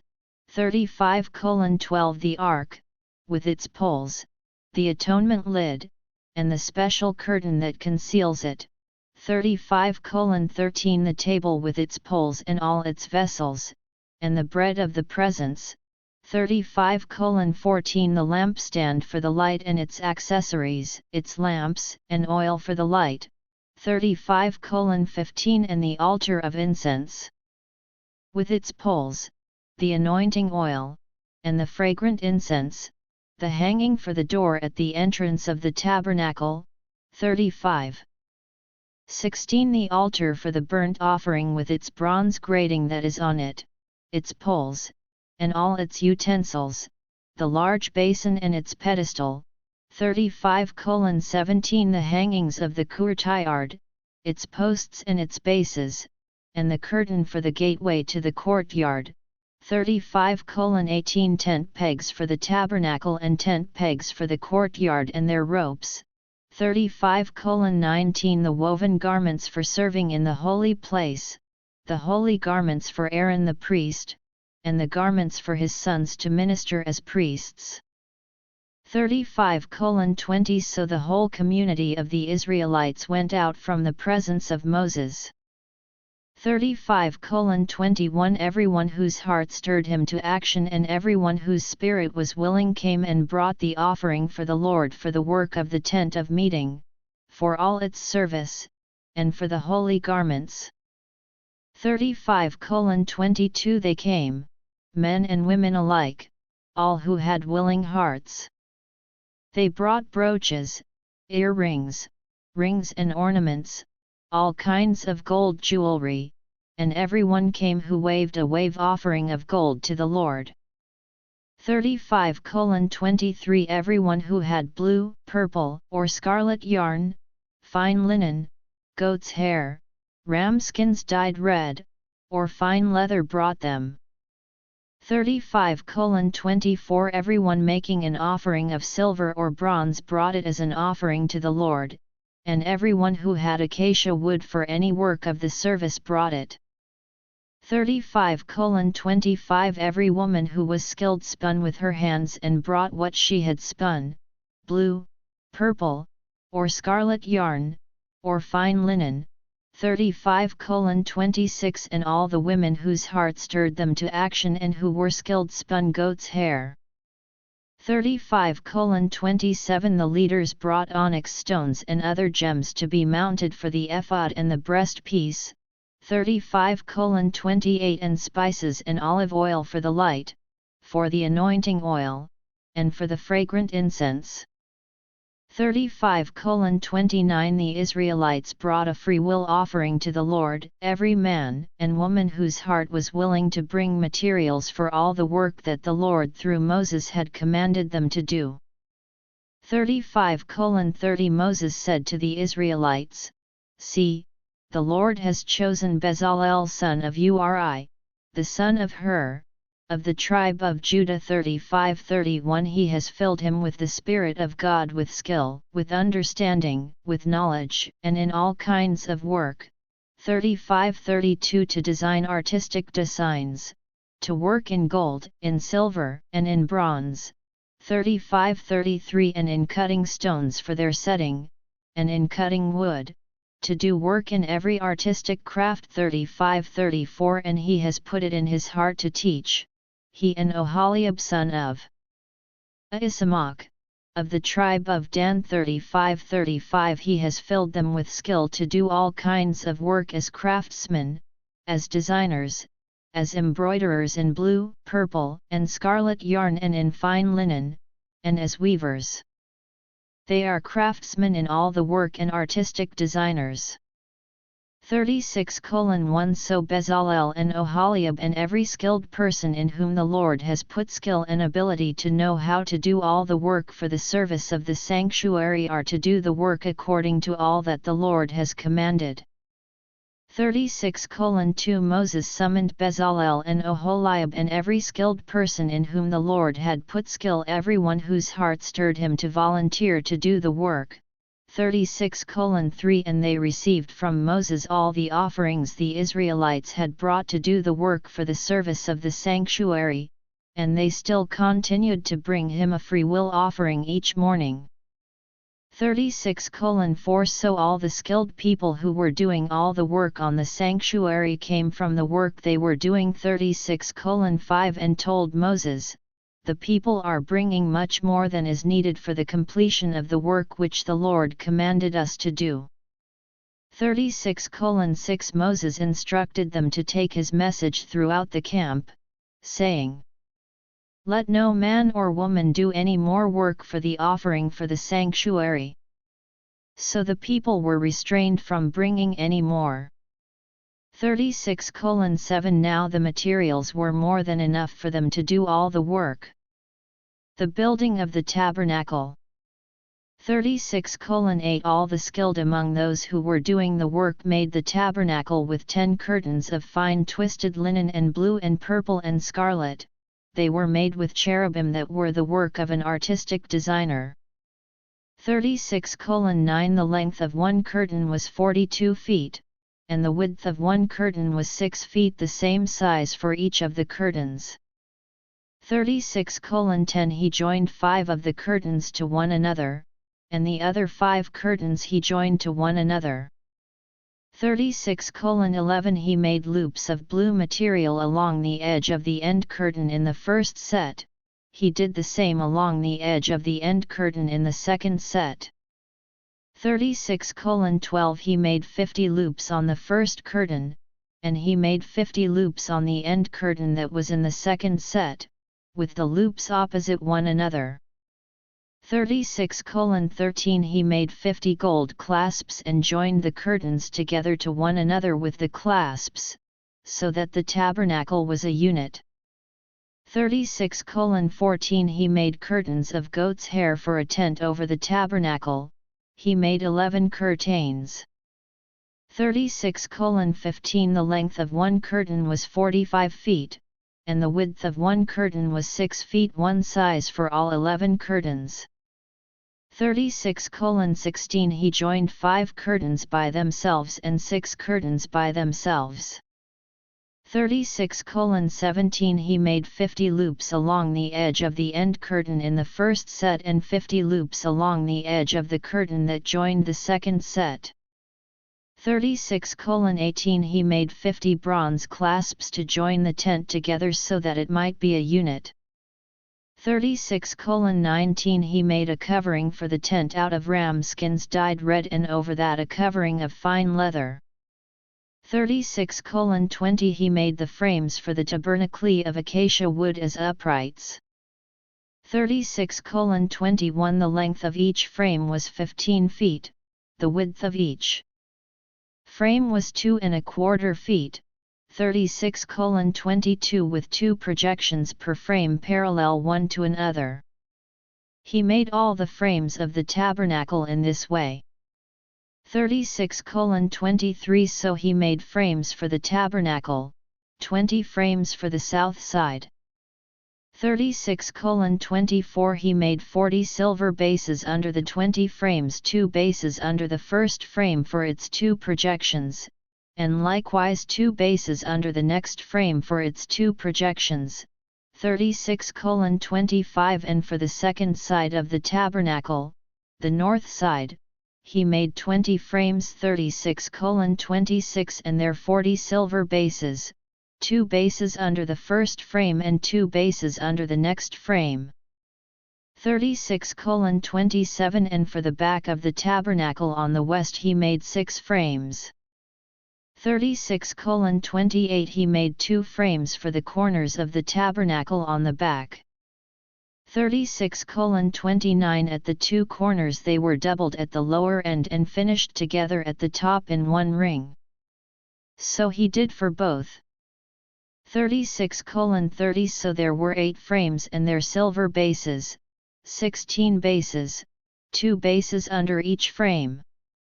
36:31 He made bars of acacia wood, 5 for the frames on one side of the tabernacle. 36:32 And 5 bars for the frames on the second side of the tabernacle, and 5 bars for the frames of the tabernacle for the back side on the west. 36:33 He made the middle bar to reach from end to end in the center of the frames. 36:34 He overlaid the frames with gold and made their rings of gold to provide places for the bars, and he overlaid the bars with gold. 36:35 He made the special curtain of blue, purple, and scarlet yarn and fine twisted linen. He made it with cherubim. the work of an artistic designer. 36 he made for it 4 posts of acacia wood and overlaid them with gold hooks, and he cast for them 4 silver bases. 36-37 he made a hanging for the entrance of the tent of blue, purple, and scarlet yarn and fine twisted linen, the work of an embroiderer. 36-38 and its 5 posts and their hooks. He overlaid their tops and their bands with gold, but their 5 bases were bronze. The making of the ark. 37:1 Bezalel made the ark of acacia wood. Its length was 3 feet 9 inches, its width 2 feet 3 inches, and its height 2 feet 3 inches. 37:2 He overlaid it with pure gold, inside and out, and he made a surrounding border of gold for it.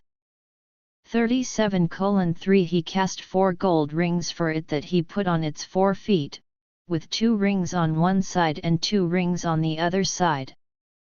37:4 He made poles of acacia wood, overlaid them with gold. 37:5 and put the poles into the rings on the sides of the ark in order to carry the ark. 37:6 He made an atonement lid of pure gold, its length was 3 feet 9 inches, and its width was 2 feet 3 inches. 37:7 He made 2 cherubim of gold. He made them of hammered metal on the 2 ends of the atonement lid. 37:8 1 cherub on one end and 1 cherub on the other end. He made the cherubim from the atonement lid on its 2 ends. 37:9 The cherubim were spreading their wings upward, overshadowing the atonement lid with their wings. The cherubim faced each other, looking toward the atonement lid. The making of the table. 37:10 He made the table of acacia wood. Its length was 3 feet, its width 1 foot 6 inches, and its height 2 feet 3 inches. 37:11 He overlaid it with pure gold, and he made a surrounding border of gold for it. 37:12 He made a surrounding frame for it about 3 inches wide, and he made a surrounding border of gold for its frame. 37:13 He cast 4 gold rings for it and attached the rings at the 4 corners where its 4 legs were. 37:14 The rings were close to the frame to provide places for the poles to carry the table. 37:15 He made the poles of acacia wood and overlaid them with gold, to carry the table. 37:16 He made the vessels which were on the table out of pure gold, its plates, its ladles, its pitchers, and its bowls, to be used in pouring out offerings. The making of the lampstand. 37:17 He made the lampstand of pure gold. He made the lampstand of hammered metal, its base and its shaft, its cups, its buds, and its blossoms were from the same piece. 37:18 6 branches were extending from its sides, 3 branches of the lampstand from one side of it, and 3 branches of the lampstand from the other side of it. 37:19 3 cups shaped like almond flowers with buds and blossoms were on the first branch, and 3 cups shaped like almond flowers with buds and blossoms were on the next branch, and the same for the 6 branches that were extending from the lampstand. 37:20 On the lampstand there were 4 cups shaped like almond flowers with buds and blossoms. 37:21 With a bud under the first 2 branches from it, and a bud under the next 2 branches from it, and a bud under the third 2 branches from it, according to the 6 branches that extended from it.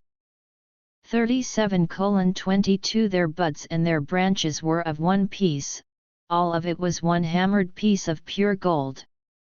37:23 He made its 7 lamps, its trimmers, and its trays of pure gold. 37:24 He made the lampstand and all its accessories with 75 pounds of pure gold. The making of the altar of incense. 37:25 He made the incense altar of acacia wood. Its length was 1.5 feet and its width 1.5 feet square and its height was 3 feet. Its horns were of one piece with it. 37:26 He overlaid it with pure gold its top, its 4 walls, and its horns, and he made a surrounding border of gold for it. 37:27 He also made 2 gold rings for it under its border, on its 2 sides, on opposite sides, as places for poles to carry it with. 37:28 He made the poles of acacia wood and overlaid them with gold. 37:29 He made the sacred anointing oil and the pure fragrant incense, the work of a perfumer. The making of the altar for the burnt offering. 38:1 He made the altar for the burnt offering of acacia wood 7 feet 6 inches long and 7 feet 6 inches wide. It was square and its height was 4 feet 6 inches. 38:2 He made its horns on its 4 corners, its horns were part of it, and he overlaid it with bronze. 38:3 He made all the utensils of the altar, the pots, the shovels, the tossing bowls, the meat hooks, and the fire pans. He made all its utensils of bronze. 38:4 He made a grating for the altar, a network of bronze under its ledge, halfway up from the bottom. 38:5 He cast 4 rings for the 4 corners of the bronze grating, to provide places for the poles. 38:6 He made the poles of acacia wood and overlaid them with bronze. 38:7 He put the poles into the rings on the sides of the altar, with which to carry it. He made the altar hollow, out of boards. 38:8 He made the large basin of bronze and its pedestal of bronze from the mirrors of the women who served at the entrance of the tent of meeting. The construction of the courtyard. 38:9 He made the courtyard. For the south side the hangings of the courtyard were of fine twisted linen, 150 feet long, 38:10 with their 20 posts and their 20 bronze bases, with the hooks of the posts and their bands of silver. 38:11 For the north side the hangings were 150 feet, with their 20 posts and their 20 bronze bases, with the hooks of the posts and their bands of silver. 38:12 For the west side there were hangings 75 feet long, with their 10 posts and their 10 bases, with the hooks of the posts and their bands of silver. 38:13 For the east side, toward the sunrise, it was 75 feet wide, 38:14 with hangings on one side of the gate that were 22.5 feet long, with their 3 posts and their 3 bases, 38:15 And for the second side of the gate of the courtyard, just like the other, the hangings were 22.5 feet long, with their 3 posts and their 3 bases. 38:16 All the hangings around the courtyard were of fine twisted linen. 38:17 The bases for the posts were bronze. The hooks of the posts and their bands were silver, their tops were overlaid with silver, and all the posts of the courtyard had silver bands.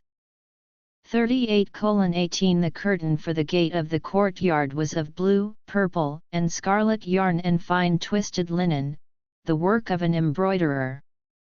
It was 30 feet long, and like the hangings in the courtyard, it was 7.5 feet high, 38:19 with 4 posts and their 4 bronze bases.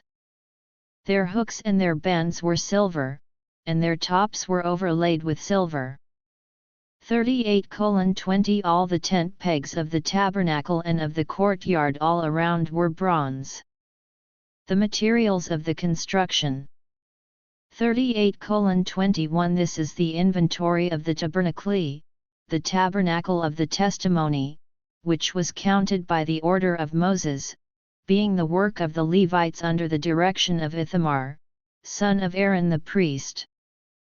38:22 Now Bezalel son of Uri, the son of Hur, of the tribe of Judah, made everything that the Lord had commanded Moses. 38:23 And with him was Oholiab son of Ahisamach, of the tribe of Dan, an artisan, a designer, and an embroiderer in blue, purple, and scarlet yarn and fine linen. 38:24 All the gold that was used for the work, in all the work of the sanctuary, namely, the gold of the wave offering, was 29 talents and 730 shekels, according to the sanctuary shekel. 38:25 The silver of those who were number-beared of the community was 100 talents and 1,775 shekels, according to the sanctuary shekel. 38:26 1 beka per person, that is, a half shekel, according to the sanctuary shekel, for everyone who crossed over to those numbered, from 20 years old or older, 603,550 in all. 38:27 The 100 talents of silver were used for casting the bases of the sanctuary and the bases of the special curtain 100 bases for 100 talents, 1 talent per base. 38:28 From the remaining 1,775 shekels he made hooks for the posts, overlaid their tops, and made bands for them. 38:29 The bronze of the wave offering was 70 talents and 2,400 shekels. 38:30 With it he made the bases for the door of the tent of meeting, the bronze altar, the bronze grating for it, and all the utensils of the altar. 38:31 The bases for the courtyard all around, the bases for the gate of the courtyard, all the tent pegs of the tabernacle, and all the tent pegs of the courtyard all around. The making of the priestly garments. 39:1 From the blue, purple, and scarlet yarn they made woven garments for serving in the sanctuary. They made holy garments that were for Aaron, just as the Lord had commanded Moses. The ephod. 39:2 He made the ephod of gold, blue, purple, scarlet, and fine twisted linen. 39:3 They hammered the gold into thin sheets and cut it into narrow strips to weave them into the blue, purple, and scarlet yarn, and into the fine linen, the work of an artistic designer. 39:4 They made shoulder pieces for it, attached to 2 of its corners, so it could be joined together. 39:5 The artistically woven waistband of the ephod that was on it was like it, of one piece with it, of gold, blue, purple, and scarlet yarn and fine twisted linen, just as the Lord had commanded Moses. 39:6 They set the onyx stones in gold filigree settings, engraved as with the engravings of a seal with the names of the sons of Israel. 39:7 He put them on the shoulder pieces of the ephod as stones of memorial for the Israelites, just as the Lord had commanded Moses. The breastpiece of decision. 39:8 He made the breastpiece, the work of an artistic designer, in the same fashion as the ephod, of gold, blue, purple, and scarlet, and fine twisted linen. 39:9 It was square. They made the breastpiece doubled, 9 inches long and 9 inches wide when doubled. 39:10 They set on it 4 rows of stones, a row with a ruby, a topaz, and a beryl the first row. 39:11 And the second row, a turquoise, a sapphire, and an emerald. 39:12 And the third row, a jacinth, an agate, and an amethyst. 39:13 And the fourth row, a chrysolite, an onyx, and a jasper. They were enclosed in gold filigree settings. 39:14 The stones were for the names of the sons of Israel, 12, corresponding to the number of their names. Each name corresponding to one of the 12 tribes was like the engravings of a seal. 39:15 They made for the breastpiece braided chains like cords of pure gold. 39:16 And they made 2 gold filigree settings and 2 gold rings, and they attached the 2 rings to the upper 2 ends of the breastpiece. 39:17 They attached the 2 gold chains to the 2 rings at the ends of the breastpiece. 39:18 The other 2 ends of the 2 chains they attached to the 2 settings, and they attached them to the shoulder pieces of the ephod at the front of it. 39:19 They made 2 rings of gold and put them on the other 2 ends of the breastpiece on its edge, which is on the inner side of the ephod. 39:20 They made 2 more gold rings and attached them to the bottom of the 2 shoulder pieces on the front of the ephod, close to the juncture above the waistband of the ephod. 39:21 They tied the breastpiece by its rings to the rings of the ephod by blue cord, so that it was above the waistband of the ephod, so that the breastpiece would not be loose from the ephod, just as the Lord had commanded Moses. The other garments. 39:22 He made the robe of the ephod completely blue, the work of a weaver. 39:23 There was an opening in the center of the robe, like the opening of a collar, with an edge all around the opening so that it could not be torn. 39:24 They made pomegranates of blue, purple, and scarlet yarn and twisted linen around the hem of the robe. 39:25 They made bells of pure gold and attached the bells between the pomegranates around the hem of the robe between the pomegranates. 39:26 There was a bell and a pomegranate, a bell and a pomegranate, all around the hem of the robe, to be used in ministering, just as the Lord had commanded Moses. 39:27 They made tunics of fine linen the work of a weaver, for Aaron and for his sons. 39:28 And the turban of fine linen, the headbands of fine linen, and the undergarments of fine twisted linen. 39:29 The sash was of fine twisted linen and blue, purple, and scarlet yarn, the work of an embroiderer, just as the Lord had commanded Moses. 39:30 They made a plate, the holy diadem, of pure gold and wrote on it an inscription, as on the engravings of a seal, Holiness to the Lord. 39:31 They attached to it a blue cord, to attach it to the turban above, just as the Lord had commanded Moses. Moses inspects the sanctuary. 39:32 So all the work of the tabernacle, the tent of meeting, was completed, and the Israelites did according to all that the Lord had commanded Moses. They did it exactly so. 39:33 They brought the tabernacle to Moses, the tent, and all its furnishings, clasps, frames, bars, posts, and bases. 39:34 And the coverings of ram skins dyed red, the covering of fine leather, and the protecting curtain. 39:35 The ark of the testimony and its poles, and the atonement lid. 39:36 The table, all its utensils, and the bread of the presence.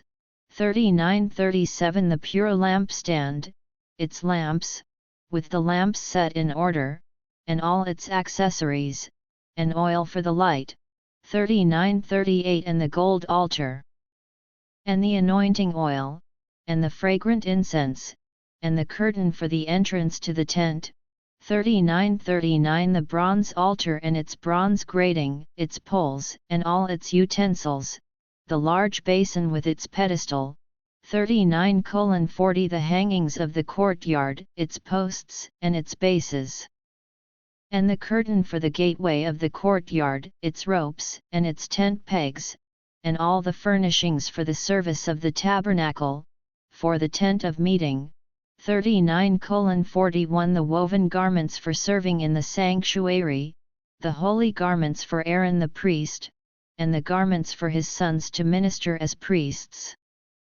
39:42 The Israelites did all the work according to all that the Lord had commanded Moses. 39:43 Moses inspected all the work, and they had done it just as the Lord had commanded. They had done it exactly, and Moses blessed them. Setting up the sanctuary. 40:1 Then the Lord spoke to Moses. 40:2 On the first day of the first month you are to set up the tabernacle, the tent of meeting. 40:3 You are to place the ark of the testimony in it and shield the ark with the special curtain. 40:4 You are to bring in the table and set out the things that belong on it. Then you are to bring in the lampstand and set up its lamps. 40:5 You are to put the gold altar for incense in front of the ark of the testimony and put the curtain at the entrance to the tabernacle. 40:6 You are to put the altar for the burnt offering in front of the entrance to the tabernacle, the tent of meeting. 40:7 You are to put the large basin between the tent of meeting and the altar and put water in it. 40:8 You are to set up the courtyard around it and put the curtain at the gate of the courtyard. 40:9 And take the anointing oil, and anoint the tabernacle and all that is in it, and sanctify it and all its furnishings, and it will be holy. 40:10 Then you are to anoint the altar for the burnt offering with all its utensils. You are to sanctify the altar, and it will be the most holy altar.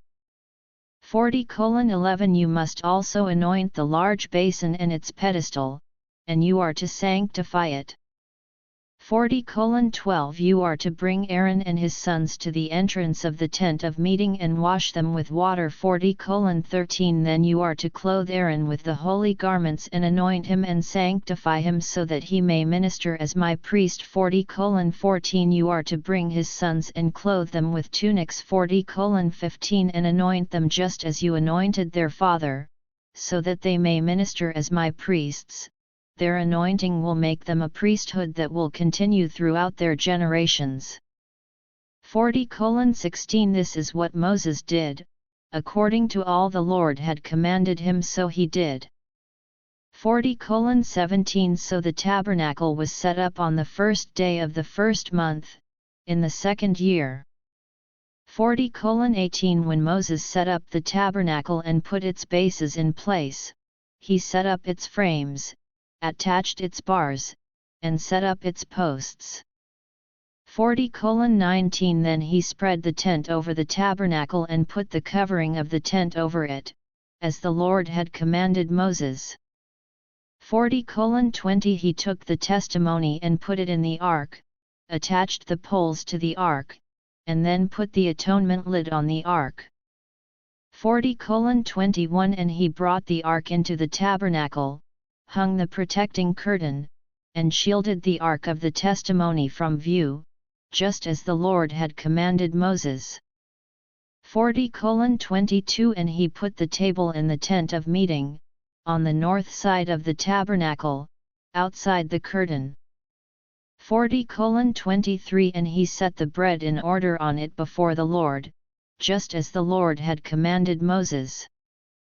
40:24 And he put the lampstand in the tent of meeting opposite the table, on the south side of the tabernacle. 40:25 Then he set up the lamps before the Lord, just as the Lord had commanded Moses. 40:26 And he put the gold altar in the tent of meeting in front of the curtain. 40:27 And he burned fragrant incense on it, just as the Lord had commanded Moses. 40:28 Then he put the curtain at the entrance to the tabernacle. 40:29 He also put the altar for the burnt offering by the entrance to the tabernacle, the tent of meeting, and offered on it the burnt offering and the meal offering, just as the Lord had commanded Moses. 40:30 Then he put the large basin between the tent of meeting and the altar and put water in it for washing. 40:31 Moses and Aaron and his sons would wash their hands and their feet from it. 40:32 Whenever they entered the tent of meeting, and whenever they approached the altar, they would wash, just as the Lord had commanded Moses. 40:33 And he set up the courtyard around the tabernacle and the altar, and put the curtain at the gate of the courtyard. So Moses finished the work. 40:34 Then the cloud covered the tent of meeting, and the glory of the Lord filled the tabernacle. 40:35 Moses was not able to enter the tent of meeting because the cloud settled on it and the glory of the Lord filled the tabernacle. 40:36 But when the cloud was lifted up from the tabernacle, the Israelites would set out on all their journeys. 40:37 But if the cloud was not lifted up, then they would not journey further until the day it was lifted up. 40:38 For the cloud of the Lord was on the tabernacle by day, but fire would be on it at night, in plain view of all the house of Israel, throughout all their journeys.